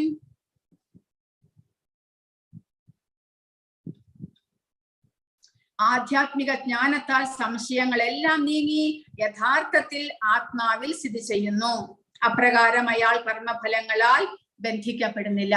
അങ്ങനെ കർമ്മഫലത്തിൽ നിന്നുള്ള മോചനം എങ്ങനെ സാധ്യമാകുന്നു? കർമ്മഫലങ്ങളെ എല്ലാം ത്യജിക്കുന്നു. അത് നല്ല കർമ്മങ്ങൾക്കായിക്കൊണ്ട്, ഒന്നുകിൽ ഭഗവാന്റെ സേവനത്തിനായിക്കൊണ്ട്, അല്ലെങ്കിൽ നിഷ്കാമമായിട്ട് കർമ്മം ചെയ്യുക വഴി നമ്മുടെ കർമ്മഫലങ്ങളെ നമ്മൾ സ്വയം ഉപേക്ഷിക്കുകയാണ്. നമ്മൾ സ്വയം ഉപേക്ഷിക്കണം, ത്യാഗം ചെയ്യണം. എങ്കിൽ മാത്രമേ ആ കർമ്മഫലങ്ങൾ നമ്മളെ ബാധിക്കാതിരിക്കുകയുള്ളൂ. അപ്പോൾ നമ്മൾ സന്തോഷത്തോടു കൂടി നമ്മുടെ കർമ്മഫലങ്ങളെ സ്വയം ഉപേക്ഷിക്കുകയാണെങ്കിൽ, പിന്നീട് ഭക്തിയുത സേവനവും ഭഗവാന്റെ സേവനങ്ങളും ചെയ്യുകയാണെങ്കിൽ നമ്മുടെ എല്ലാ സംശയങ്ങളും നീങ്ങി, അതായത് ഭഗവാനെ കുറിച്ചുള്ള നമ്മളെ കുറിച്ചുള്ള സംശയങ്ങളെല്ലാം തന്നെ നീങ്ങി ആ ഭഗവാന്റെ അംശമാണ് നമ്മൾ എന്നുള്ള വിശ്വാസത്തിൽ നമ്മൾ മുന്നോട്ട് നീങ്ങുമ്പോൾ എന്ത് സംഭവിക്കുന്നു? യഥാർത്ഥത്തിൽ നമ്മൾ ആ ജീവാത്മാവിന്റെ സ്വരൂപസ്ഥിതിയെ നമുക്ക് കണ്ടെത്താനായിട്ട് സാധിക്കുന്നു. അങ്ങനെ നമ്മൾ കർമ്മഫലങ്ങളെല്ലാം തന്നെ നീങ്ങി പരിശുദ്ധമാകുന്ന അവസ്ഥയാണ് അത് എന്നാണ് ഭഗവാൻ പറയുന്നത്. ഭഗവത് അംശം എന്ന നിലയിൽ തികച്ചും കൃഷ്ണാവബോധമാർന്ന അയാൾ ആത്മനിഷ്ഠനായി കഴിഞ്ഞിരിക്കുന്നു. അതുകൊണ്ട് കർമ്മബന്ധങ്ങൾക്ക് അതീതനാണ്. പിന്നീട് അയാൾക്ക് കർമ്മങ്ങൾ ചെയ്തുകൊണ്ടിരിക്കുകയാണെങ്കിലും ആ കർമ്മത്തിന്റെ ഫലങ്ങളൊന്നും തന്നെ അയാളെ ബാധിക്കുന്നില്ല. പരിശുദ്ധനാകുന്ന അവസ്ഥയിൽ പരിശുദ്ധമാകുന്ന അവസ്ഥയിലേക്ക് അയാൾക്ക് മുന്നേറുവാനായിട്ട് സാധിക്കുകയാണ്. അങ്ങനെയാണ് പറയുന്നത്. അതായത് ഇവിടെ കൊടുത്തിരിക്കുന്നു, പരിശുദ്ധനായ ഒരാൾക്ക് അയാൾ ചെയ്ത കർമ്മങ്ങളുടെ ഫലം ഒന്നും തന്നെ ബാധിക്കുന്നില്ല. എസ്പെഷ്യലി അർജുനനോട് പറയുന്നത് അതാണ് ഭഗവാൻ. അതായത് ആ ഭഗവാൻ ഈ വിശ്വാസത്തോടു കൂടി ഈ യുദ്ധം ചെയ്യുന്നത് തന്റെ കടമയാണ്. അതിൽ ആസക്തി ഇല്ലാതെ യുദ്ധം ചെയ്യുകയാണെങ്കിൽ ആ യുദ്ധത്തിന്റെ പരിണിത ഫലങ്ങളൊന്നും തന്നെ അർജുനനെ ബാധിക്കുന്നില്ല. അതുകൊണ്ട് ഈ അറിവോടുകൂടി യുദ്ധം ചെയ്യുക, അതായത് ജ്ഞാനത്തിന്റെ ബലത്തോടുകൂടി കർമ്മം ചെയ്യാനാണ് ഭഗവാൻ അവസാന ശ്ലോകത്തിൽ, ഒടുവിലത്തെ ശ്ലോകത്തിൽ 42ാമത്തെ ശ്ലോകത്തിൽ പറയുന്നത്. തസ്മാദ് അജ്ഞാന സംഭൂതം ഹൃസ്ഥം ജ്ഞാനാസിനാത്മനഃ ചിത്വൈനം സംശയം യോഗം ആതിഷ്ഠോത്തിഷ്ഠ ഭാരത. അങ്ങനെ അജ്ഞാനത്താൽ നിനക്ക് ഉണ്ടായ സംശയങ്ങളെ ജ്ഞാനത്തിന്റെ വാൾ കൊണ്ട് അറുത്ത് യോഗനിഷ്ഠനായി എഴുന്നേൽക്കൂ, യുദ്ധം ചെയ്യൂ. അപ്പോൾ നമ്മൾ അജ്ഞാനം കൊണ്ടാണ് ദേഹബോധത്തിൽ നമ്മൾ സ്ഥിതി ചെയ്യുന്നത്. ഈ ശരീരമാണ് ഞാൻ എന്നുള്ള അവബോധത്താൽ നമ്മൾ മലിനമാക്കപ്പെട്ട് കർമ്മങ്ങൾ ചെയ്യുന്നതിന്റെ കാരണം അജ്ഞാനമാണ്. നമ്മുടെ സ്വരൂപസ്ഥിതിയെ കുറിച്ച് നമുക്ക് അറിവില്ലായ്മയാണ്. ഭഗവാനും നമ്മളും തമ്മിലെ ബന്ധത്തെ കുറിച്ചുള്ള അറിവില്ലായ്മയാണ് നമ്മളെ ഇങ്ങനെ ഒരു അവസ്ഥയിലേക്ക് എത്തിച്ചിരിക്കുന്നത്. അതിൽ നിന്നുള്ള മോചനമാണ് ഭഗവാൻ ഇവിടെ പറയുന്നത്. ജ്ഞാനം കരസ്ഥമാക്കുക, നമ്മുടെ സ്വരൂപസ്ഥിതി എന്താണ് എന്ന് നമ്മൾ തിരിച്ചറിയുക. ആ തിരിച്ചറിവോടുകൂടി കർമ്മം ചെയ്യണം. അപ്പോൾ ഭഗവാൻ എങ്ങനെ കർമ്മം ചെയ്യണമെന്ന് പറഞ്ഞു തന്നു. അകർമ്മം, നിഷ്കാമനായിട്ട് കർമ്മത്തിന്റെ ഫലത്തിൽ ആസക്തി ഇല്ലാതെ, അല്ലെങ്കിൽ കർമ്മത്തിന്റെ ഫലത്തെ ഭഗവാൻ അർപ്പിച്ചുകൊണ്ട് ഭഗവാന്റെ സേവനങ്ങൾ ചെയ്ത് കൃഷ്ണാവബോധത്താൽ നമ്മൾ കർമ്മങ്ങൾ ചെയ്യുകയാണെങ്കിൽ ആ കർമ്മത്തിന്റെ ഫലം ഒന്നും തന്നെ നമ്മളെ ബാധിക്കുന്നില്ല. അങ്ങനെ നമ്മൾ കർമ്മം ചെയ്യാൻ വേണ്ടിയിട്ട് നമ്മുടെ ഉള്ളിൽ അറിവ് വരണം. നമ്മൾ ഭഗവാന്റെ അംശമാണ്, ഭഗവാനെ സേവിക്കുക എന്നുള്ളതാണ് നമ്മുടെ പരമമായ കർത്തവ്യം എന്നുള്ള അറിവോടുകൂടി അജ്ഞാനത്തെ ഇല്ലാതാക്കി നമ്മൾ കർമ്മങ്ങൾ ചെയ്യുകയാണെങ്കിൽ നമുക്ക് ഈ കർമ്മഫലങ്ങൾ ഒന്നും തന്നെ ബാധിക്കുന്നില്ല. അതുകൊണ്ട് അജ്ഞാനമാണ് നമ്മുടെ എല്ലാ പ്രതിബന്ധങ്ങൾക്കും കാരണം, എല്ലാ ക്ലേശങ്ങൾക്കും കാരണം, നമ്മുടെ പുനർജന്മത്തിന് കാരണം, ജന്മമൃത്യു ജരാവ്യാധിക്ക് കാരണം അജ്ഞാനമാണ്. ഞാൻ ആരാണ് എന്നുള്ള അറിവില്ലാത്തത് കൊണ്ടാണ് നമുക്ക് ഇങ്ങനെ ഒരു അവസ്ഥ വന്നു ചേരുന്നത്. അതുകൊണ്ട് ഭഗവാൻ പറയുന്നു, അറിവ് സമ്പാദിക്കൂ, നിങ്ങൾ ആരാണ് എന്ന് മനസ്സിലാക്കൂ, ഞാനും നിങ്ങളും തമ്മിലുള്ള ബന്ധത്തെ കുറിച്ച് മനസ്സിലാക്കൂ, എന്നിട്ട് പരിശുദ്ധനാകാൻ ശ്രമിക്കൂ എന്ന് ഭഗവാൻ പറയുകയാണ്. ആ പരിശുദ്ധനായി കഴിഞ്ഞാൽ പിന്നീട് ഒരിക്കലും ഈ കർമ്മഫലങ്ങൾ നമ്മളെ ബാധിക്കുകയില്ല.